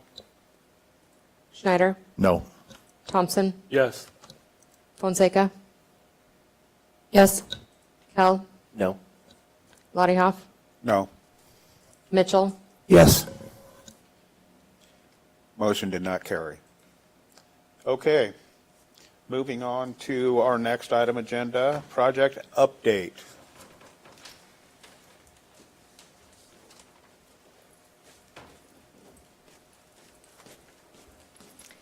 Good evening, Housing and Community Development Director Deb Millizer, and I'm here tonight to give you an update for 20 East Main and to ask what direction you'd like to go with a funding option for asbestos abatement. As just a little reminder, 20 East Main is the Angels building that is on the center block of Main Street. The city took the building in '22 from a 657A process. In January, we put it out for bid for RFP, and the owners of In Stitches, Phil and Elizabeth Curtis, were our only submission for the RFP, and they would like to expand their embroidery business, some sewing classes and some other things by acquiring 20 East Main. Since then, staff has taken multiple steps to get this building ready to transfer for redevelopment. I've had a structural engineer in there. I've had asbestos abatement quotes. And some other professionals in there. The hiccup tends to be, I applied for a brownfield grant, a DNR brownfield grant, in the amount of up to $25,000 for the asbestos removal. Unfortunately, those funds have not been released to the DNR. The EPA has said that they are going to release those funds, but each time that I check on that, I continually get told to check back in a couple of weeks, and it just continues to drag out the process. And I checked in a few weeks ago, and it was the same response. So we need to find a path to be able to move forward with this. Excuse me. Some of the things that need to be done before this building can be transferred over to the Curtis family is the asbestos needs to be abated. And in order to do that, we need to be able to, there is no access from the first floor to the second floor. So in order to do that, there has to be a hole cut in the floor of, I'm never quite sure how to say this, either a hole in the ceiling of the first floor or a hole in the second floor of the second story. I'm not quite sure how to say that. Anyway, a hole has to be cut so that a lift can be brought into the building to get to the second floor to get the asbestos.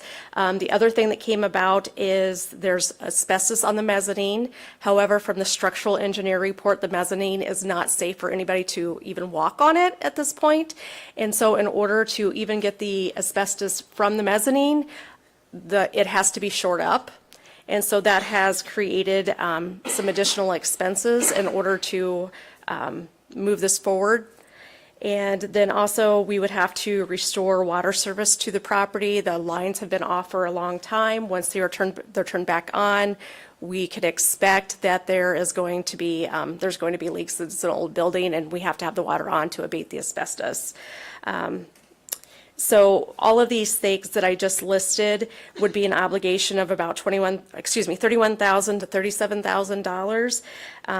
And we keep this project, when I started in February working on this project, I thought it was going to be pretty easygoing, but I've soon learned that there's always another hiccup in the process.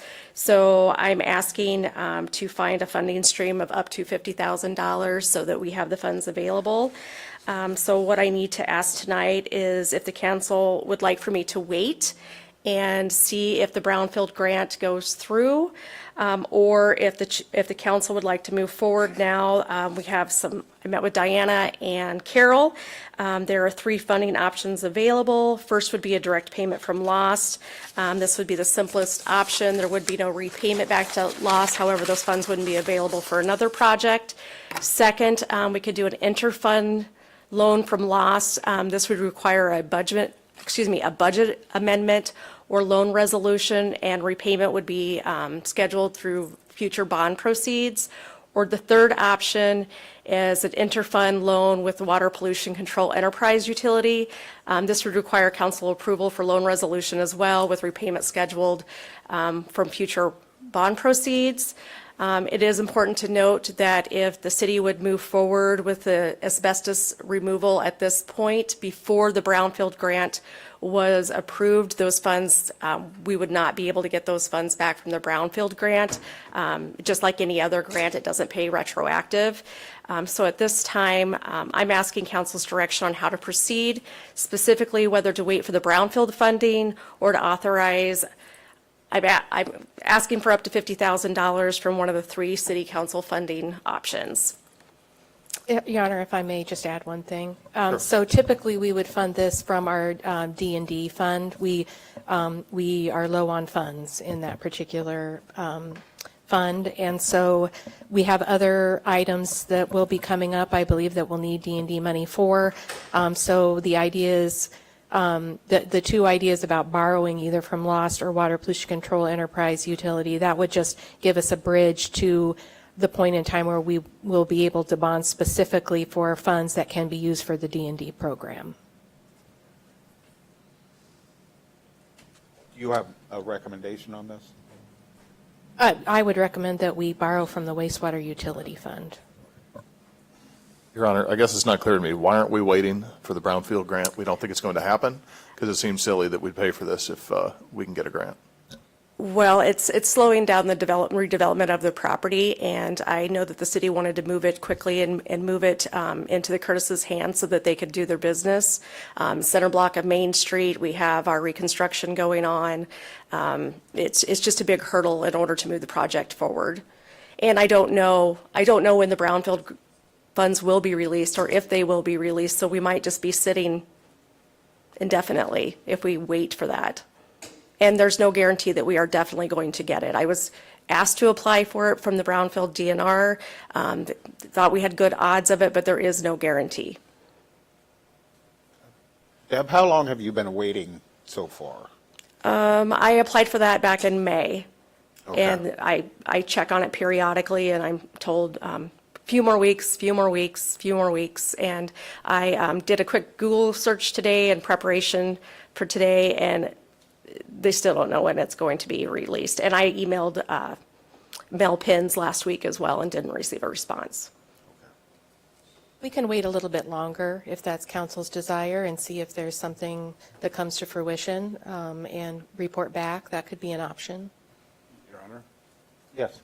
So, the Curtis is here? Yes, Yeah. Bill's here. So what kind of waiting period are you open for on this before this affects staff?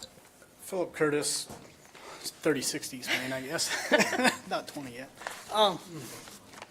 So we have some stuff that may be coming up. We have in talks with contracts, and they could be long-term contracts, but they're large items or large quantities of items. So the space we're in is only like 1,000 square feet.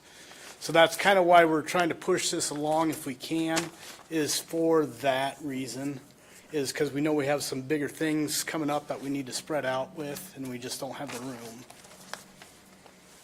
What kind of waiting period would you be comfortable with? None, of course, but I mean, I understand with the street. Of course, the wife will always get after me for saying this, but I mean, we're going into our busy season for Christmas anyway. So, I mean, I wouldn't be able to really start on the project till December, January anyway. So if we do have to wait like another month or two, I'd be comfortable with that. But I don't know. I mean, I don't know how the grants work, but if they tell you to keep waiting, you're probably going to just keep waiting. So, Your Honor, I Yes. guess what are other council's thoughts on waiting to give a 2-month waiting period and see what happens, and at that point in time approve? I think that's fair. I'd like to make that motion then. Okay. Do I have a second? Second. Your Honor, if I Yes. may. So the deal breaker is we have to complete this work before the Curtises can take title to the building. Is that correct? There's no way that we can fund the Curtises to do the work themselves. It has to be completed first legally? Well, they can't redevelop the building until the asbestos is abated. I don't know. I imagine that you could transfer the building to the Curtis family, and then I don't know what you mean by fund the Curtis to do this. What I'm thinking is, we're tiffing everything else. We'll tiff a doghouse if it gets built. So why don't we, Phil, do you have the funds to do this yourself if you got reimbursed through TIF on your taxes? Yeah, we'll have to obviously get a loan, but yes, we will apply for that and go forward. But yes, I mean, that was a conversation I had with Debbie, was like, okay, if we did take possession, how would we move forward? And that was one question I had, I asked her, I was like, Thompson's probably gonna say no on the TIF, but do we get a TIF? But TIF a doghouse anymore after we gave $7 and then million the other for thing the was wall. a property tax abatement, like to do with newer businesses, something like that. So, Just to offset the cost of us doing the work, of the abatement.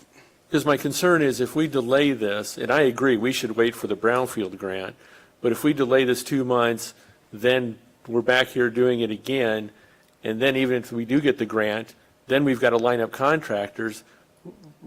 Are we pushing this out till January before you guys get in the building then, by getting a contractor to come in there and do the work?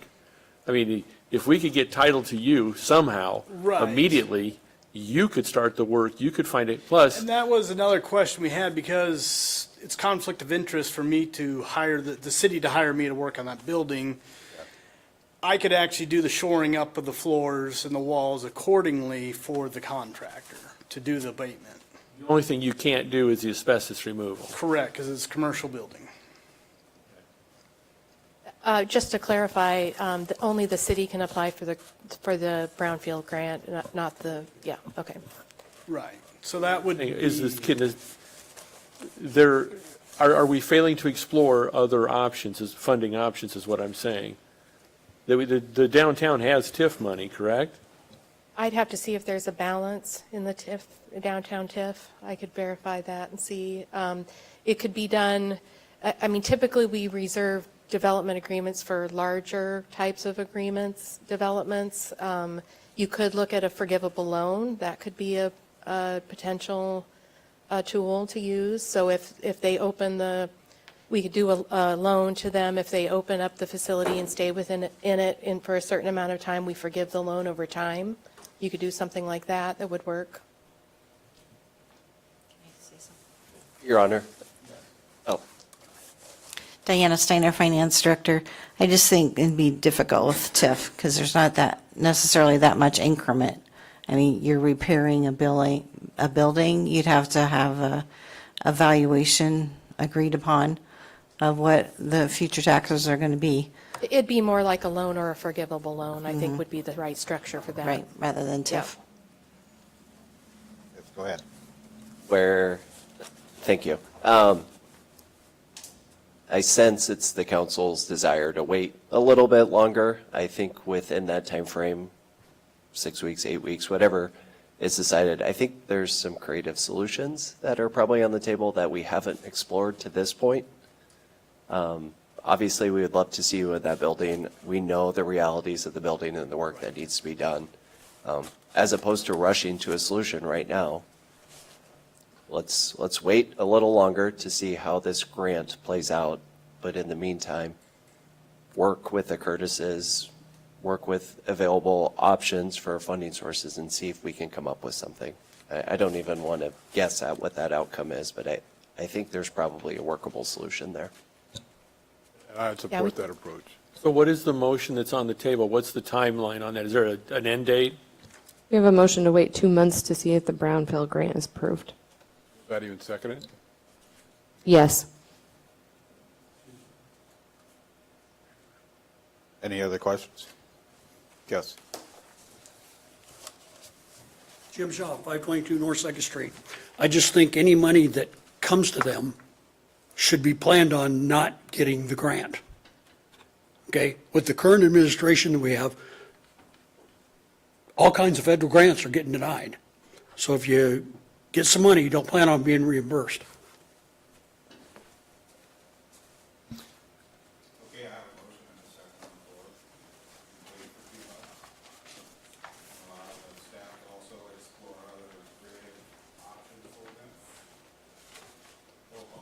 Kell?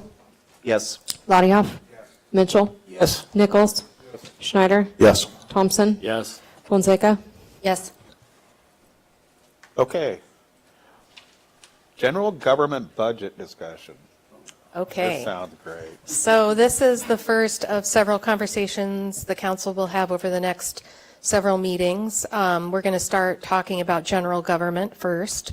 We've included many memos in your packet, and you can see they pretty much all follow the same format.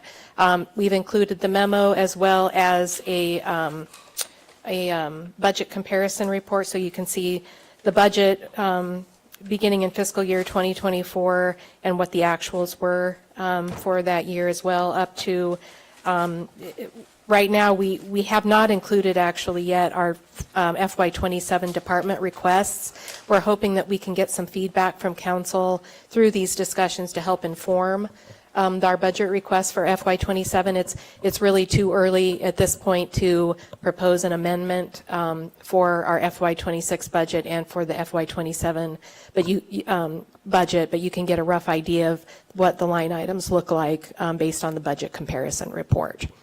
So I'm going to step through the mayor and city council budget, the city administrator budget, and the legal budget.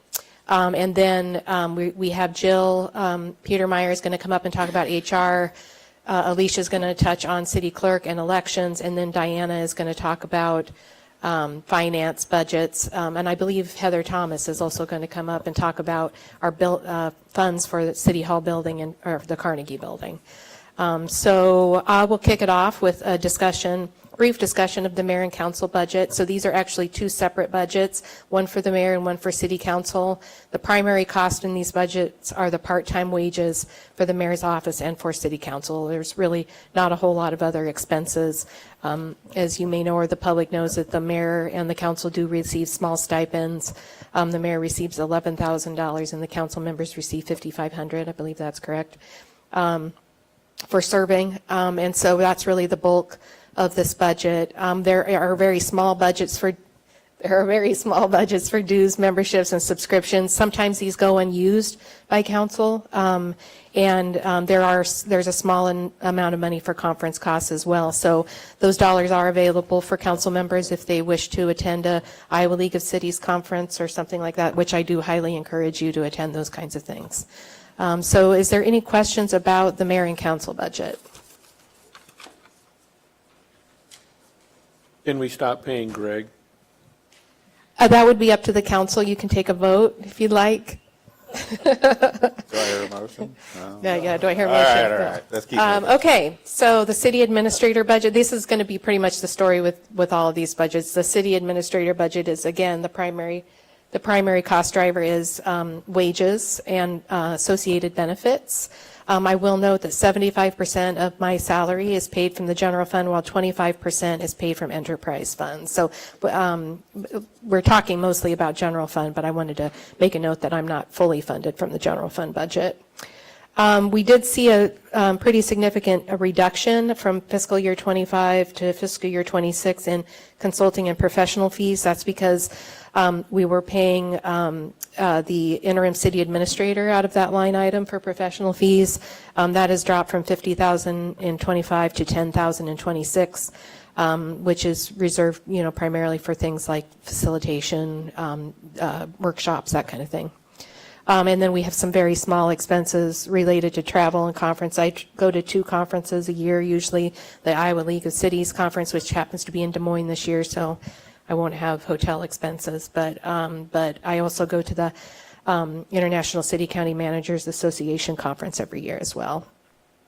So some small expenses there. Any questions about that budget?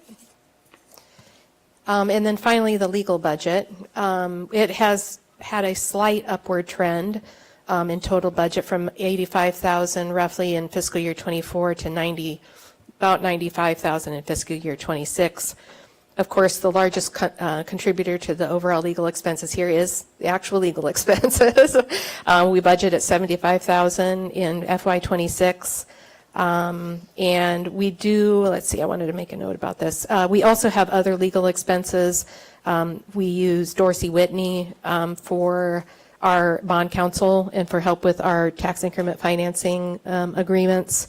They're paid for, they're not counted for in this budget. They're paid for out of TIF money.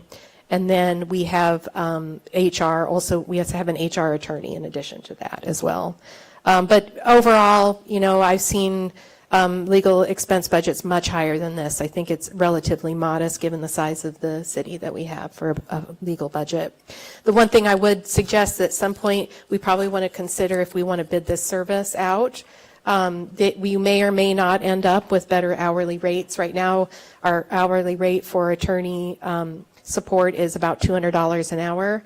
Paralegals are about $125 an hour. It's a fairly reasonable price, but it doesn't hurt to put out a RFQ to see can you get more favorable rates in the future. Any questions about that? No. Okay, I think Alicia's. Your Honor, I do have a question.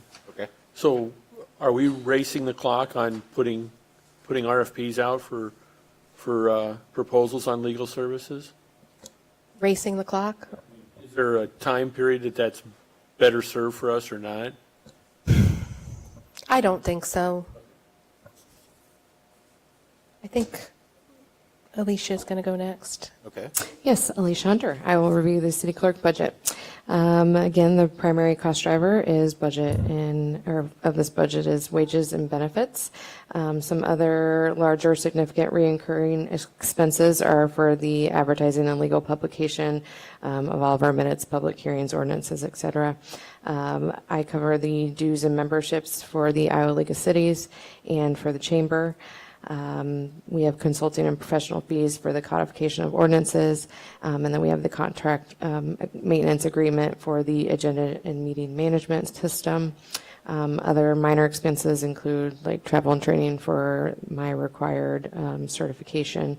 I have continuing ed classes I have to take for that. All of the city clerk licensing require a fee for service. So at this time, we'll look at the fee for service of a vicious animal license. It's currently only $15.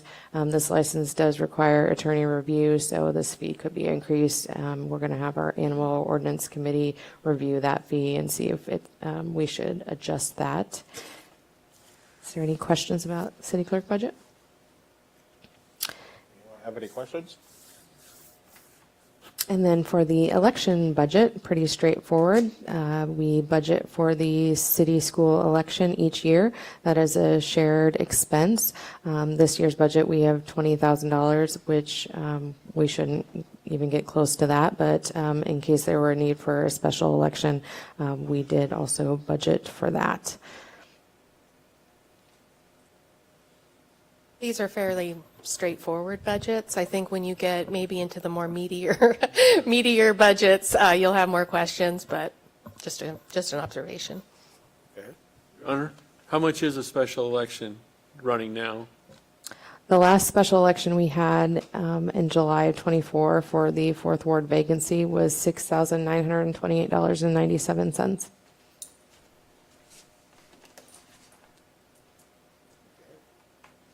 Jill, you up? Jill Petermeyer, HR.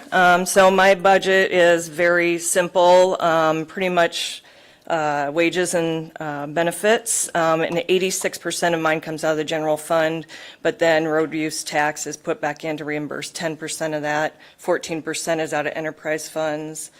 And then I pretty much have dues and memberships, conference expenses, office supplies, and then $1,000 for outside contract help. And that actually 5 years ago was at $10,000, so we've significantly lowered that. I don't use most of my conference expense. A lot of times we leave it at this level. So if we have an employee we want to send to a training, I can dip into my budget and send them to that. So we have cushioned that a little bit and left it that much. But that's pretty much my budget. Any questions? Questions? Thank you.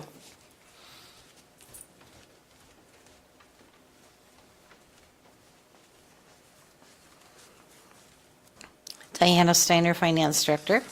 So if you look at the budget comparison report for the Finance Department, you will see lots of revenue. So the property tax revenue sits in my budget.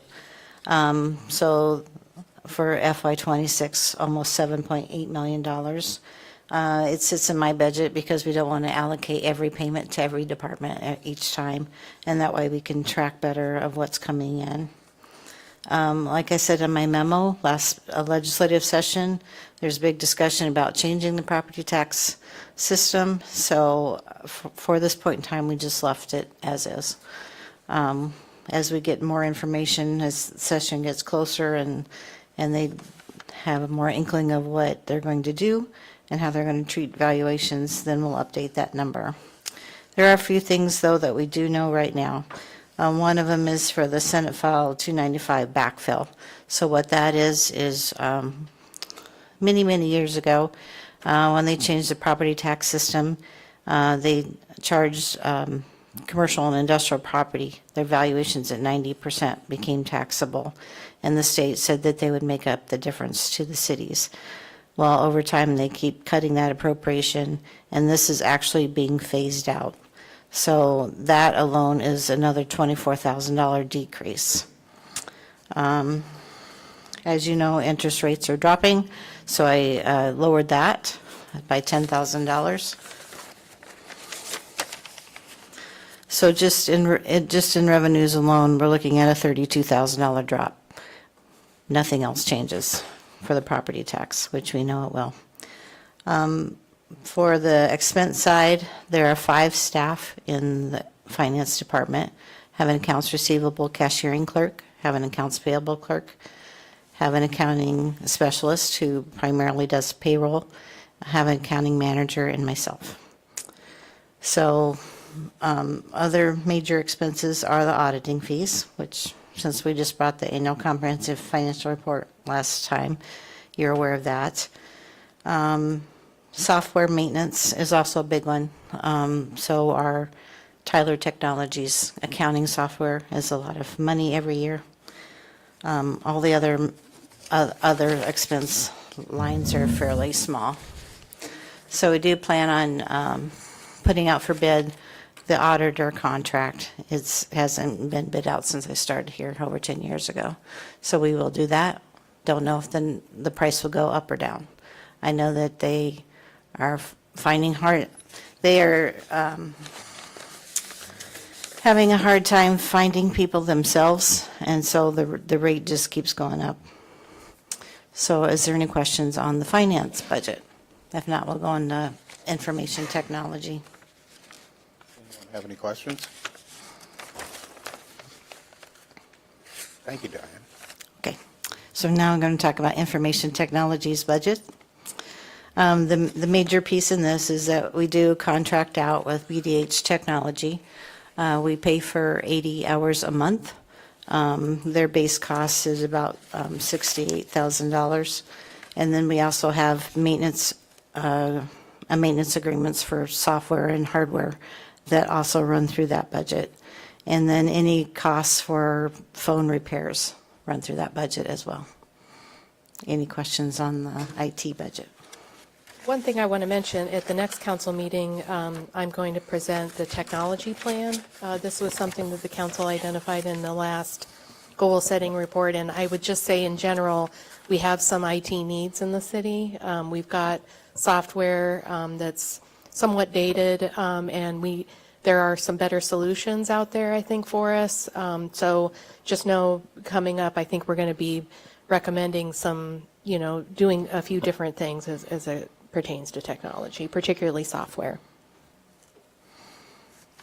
And then my last budget is on the general fund, other general government, 6,900 function.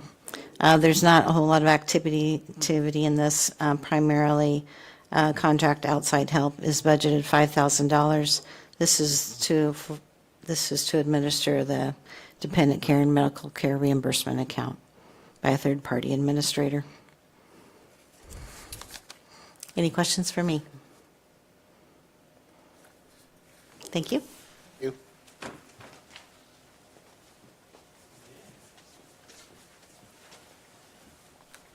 Heather Thomas, Public Works. I am presenting functions 6050 and 6051 related to the general fund. 6050 is an interesting fund. It is not only for a single building, the City Hall building, but it also is what we call general buildings. So that includes staff and benefits associated with a portion of 4 different employees who are also funded within other public works functions like enterprise, road use tax, and those kind of things. So within the City Hall and general building 6050 function, one of the things that you had asked of us at a previous meeting was expenses related specific to City Hall. So of those budgets and actual expenditure numbers that I've shown in my budget, my best guess, if I remove staffing, is that the utilities, small cost repairs, and contracted City Hall specific maintenance contracts with some insurance runs $50,000 to $60,000 annually for that single building at the City Hall building. One of the things as we go into 6051, which is the Carnegie Building, which is the old library, and also this building, Park and Rec, both of those are combined into 6051. In relation, that runs roughly $50,000 a year for these two buildings. Those are for operating expenses, but not capital expenses. Capital expenses right now, defined in our purchasing policy, is things over $5,000 that are planned.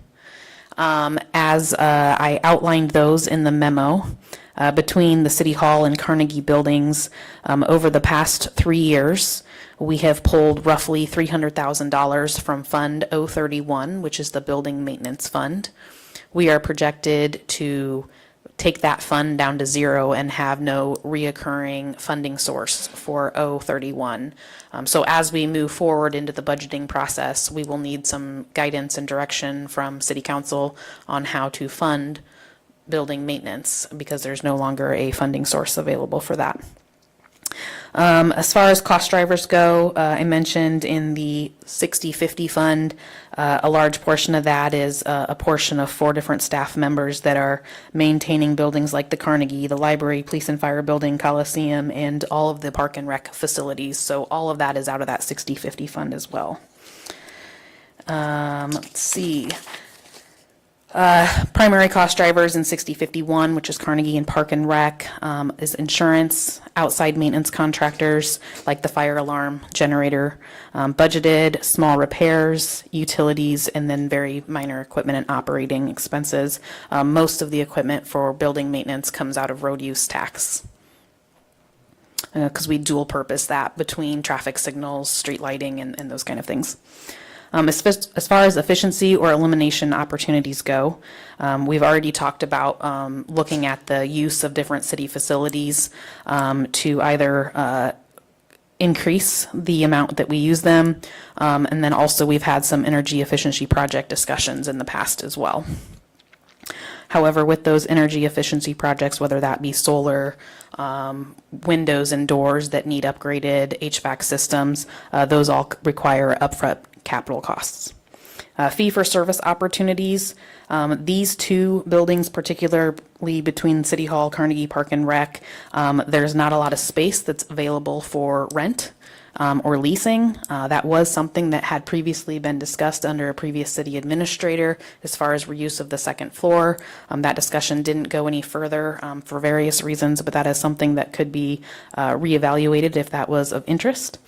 And our recommendations are to continue review of the City Hall building or for repurposing, or look at HVAC upgrades to that building.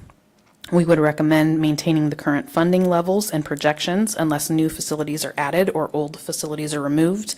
And our biggest need from council is direction on how to fund building maintenance moving forward, Fund 031. And with that, I'll open up for questions. Anyone have any questions? Your Honor, if I may? Yes. When will 031 run out? When will you zero that out? It is projected to run out in fiscal year 26. We're currently projected to backfill with lost in 26 to fund those expenses. Anything else? Thank you.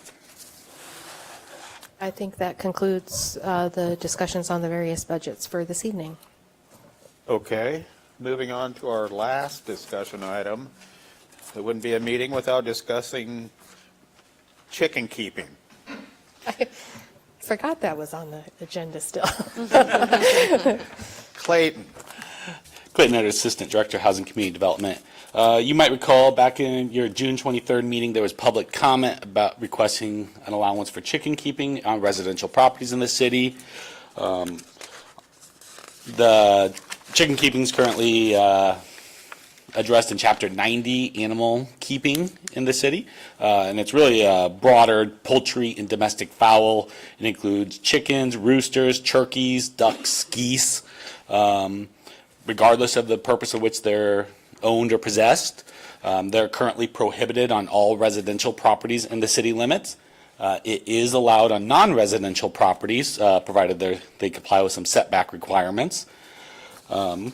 So what is chicken keeping? I think we probably all know, but typically in an urban setting, it's maintaining a small flock. A lot of cities are looking kind of that 2 to 12 chicken range. Some cities ban roosters, some cities don't. It's kind of at your discretion.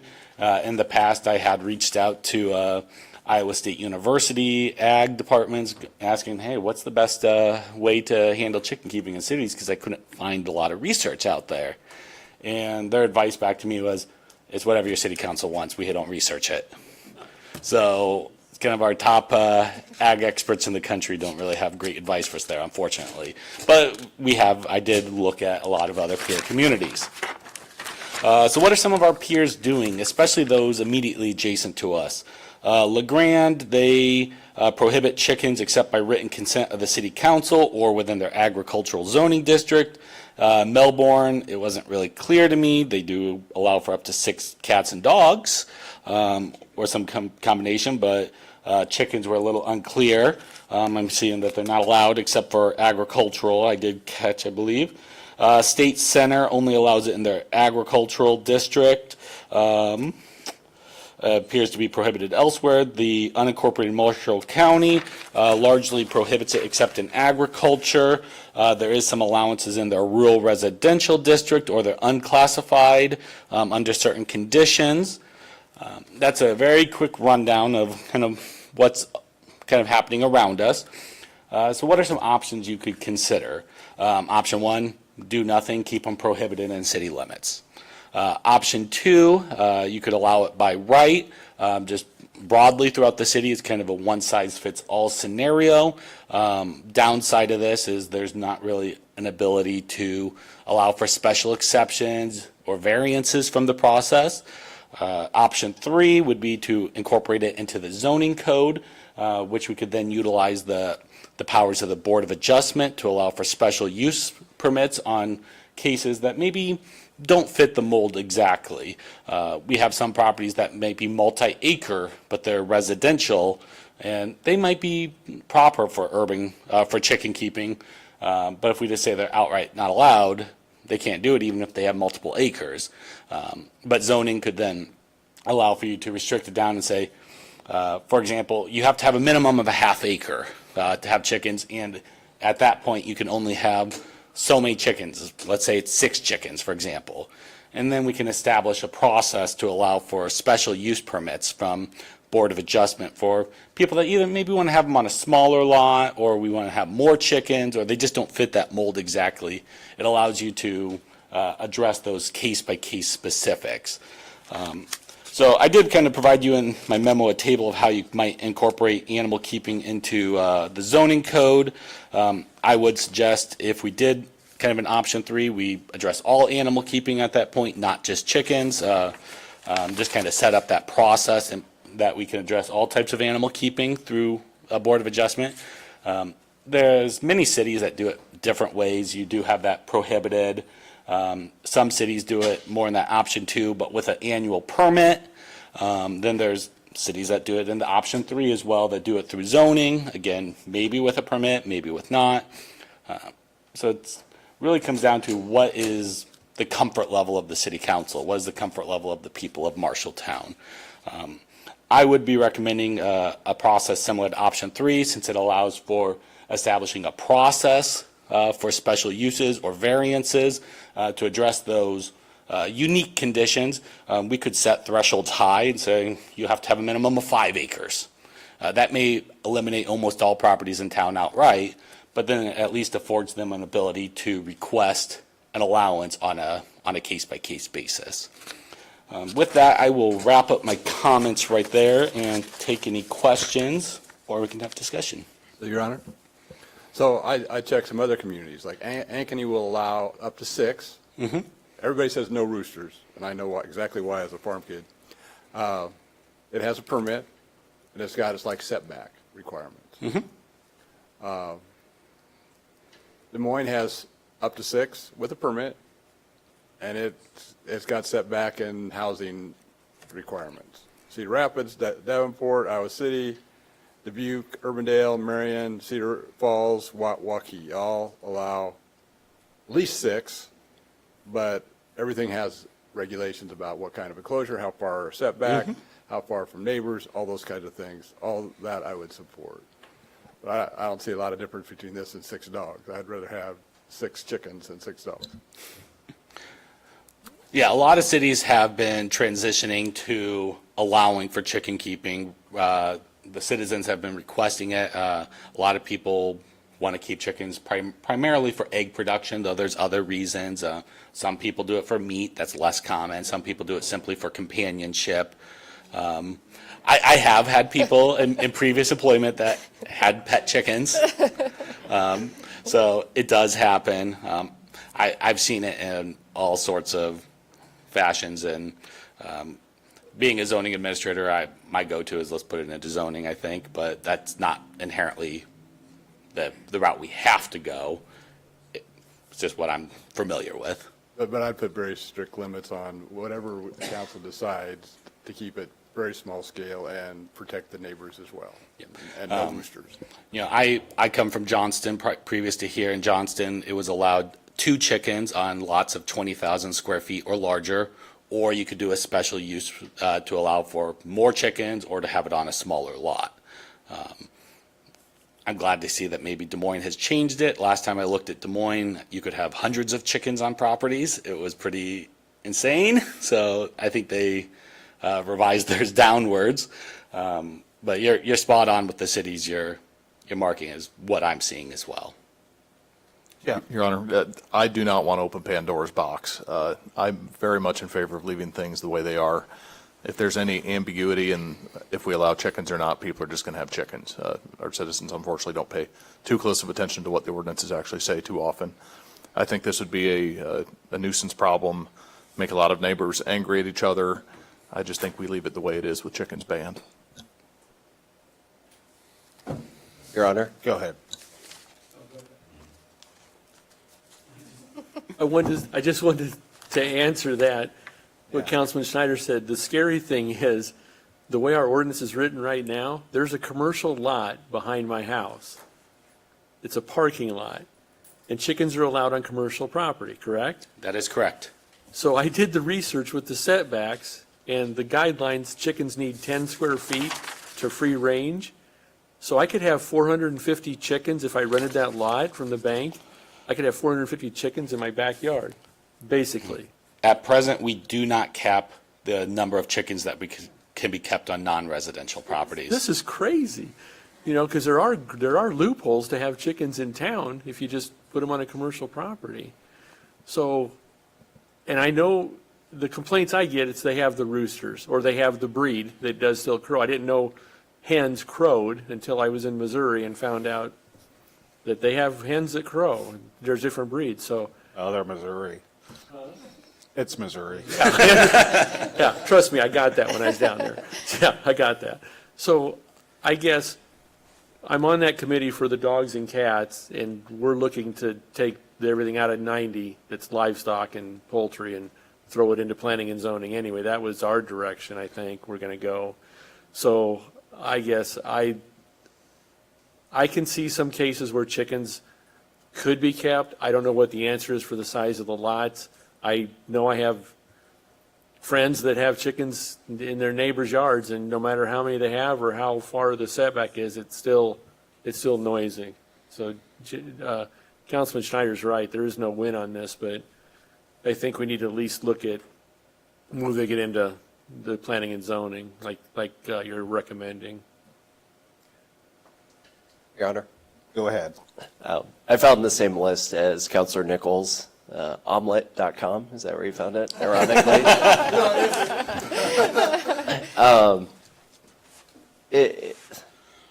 At a baseline, it depicts larger cities, more appropriate to Marshalltown than LeGrand, Melbourne, State Center, are finding a way forward to allow this, even though how they go about it, there isn't one singular way.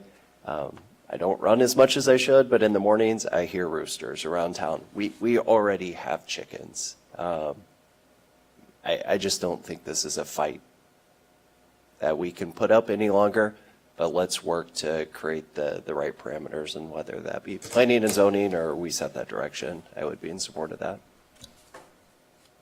Okay. I guess I'll take a bite here.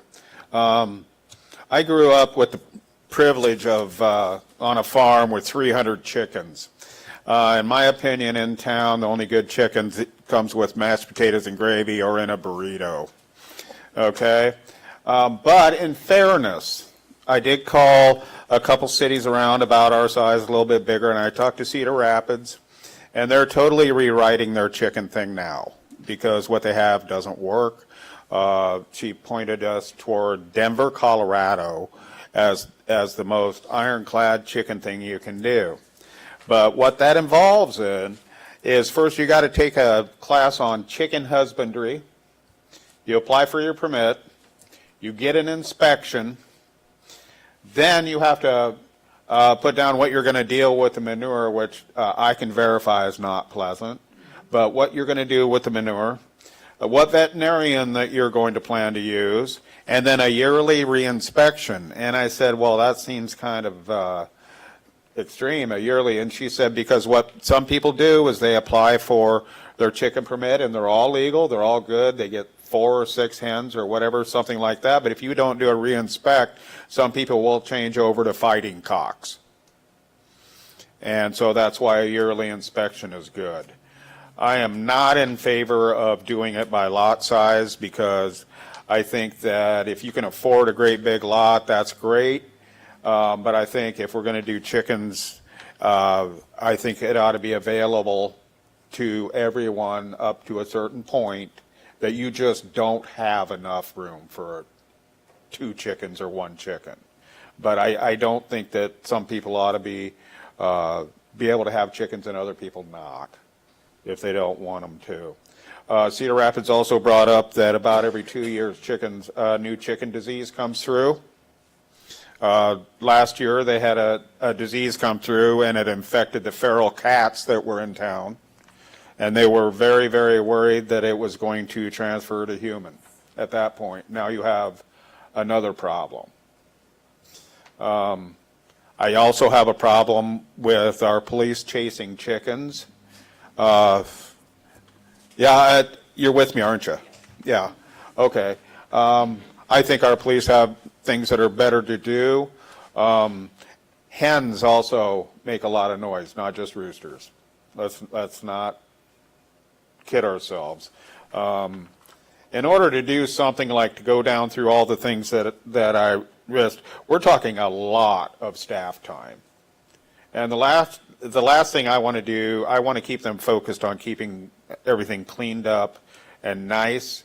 I don't want them to have to respond to, well, Bertha has 6 chickens in her yard, but she was only permitted for 5, so she's breaking the law, go do something about it. The other thing that you do have to, in the checklist that I put out, is what you're planning on doing with the carcasses when they're dead. How are you going to dispose of the carcasses? There's a lot more to chickens, trust me, than I mean, yes, I can understand you wanting fresh eggs and everything like that, but if you have 4 chickens, you will lose money on eggs. You will. Granted, your eggs will be fresher. I get that. You might have a pet. Okay. But overall, just put them with a side of mashed potatoes and gravy, okay? You know, I think that we have bigger things to get after than allowing chickens at this time. That's my opinion. So where do we want to go from here? I'd say if I'd had to make a motion or a suggestion that we keep going on the option for the rezoning, bring it in with the other animals. I mean, you still have the same issue with dogs and cats of what do you do with the dead ones. That's not controlled anywhere else. So let's just see what we could do to bring that kind of stuff in. And if we're going to let animals in town, period,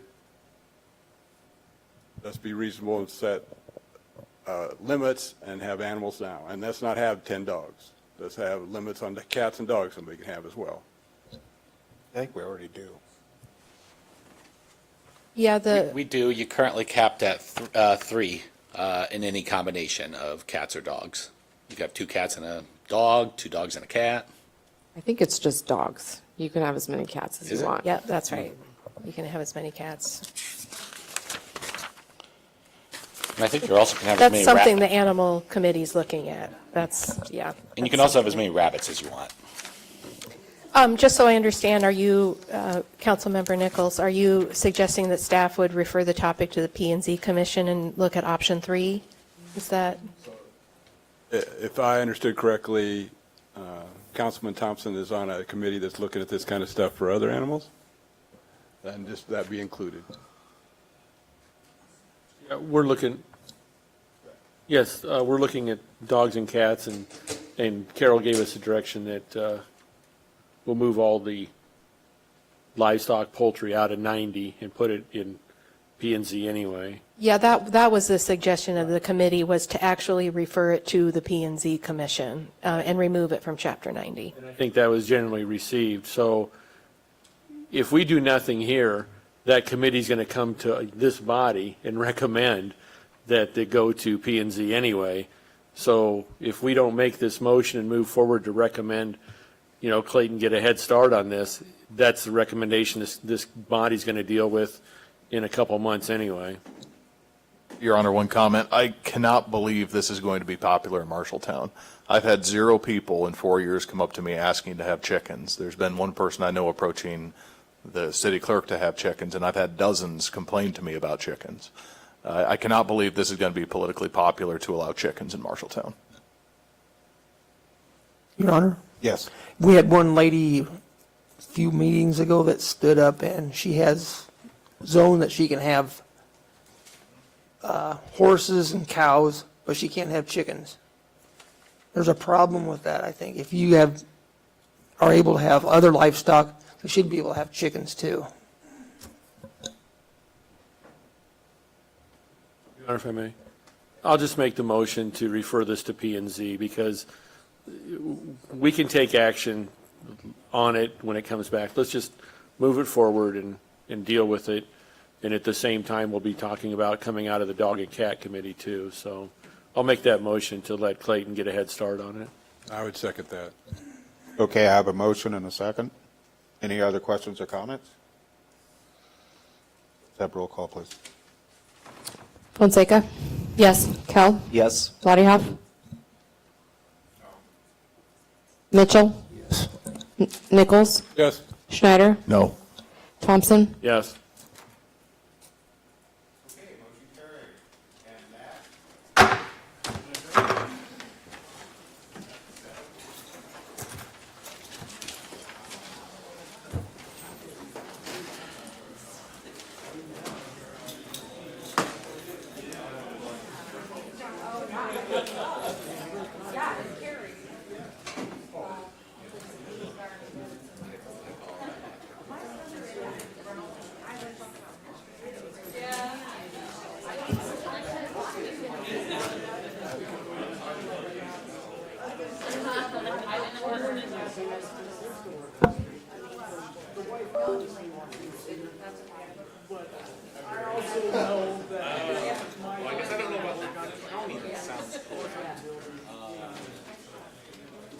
I don't know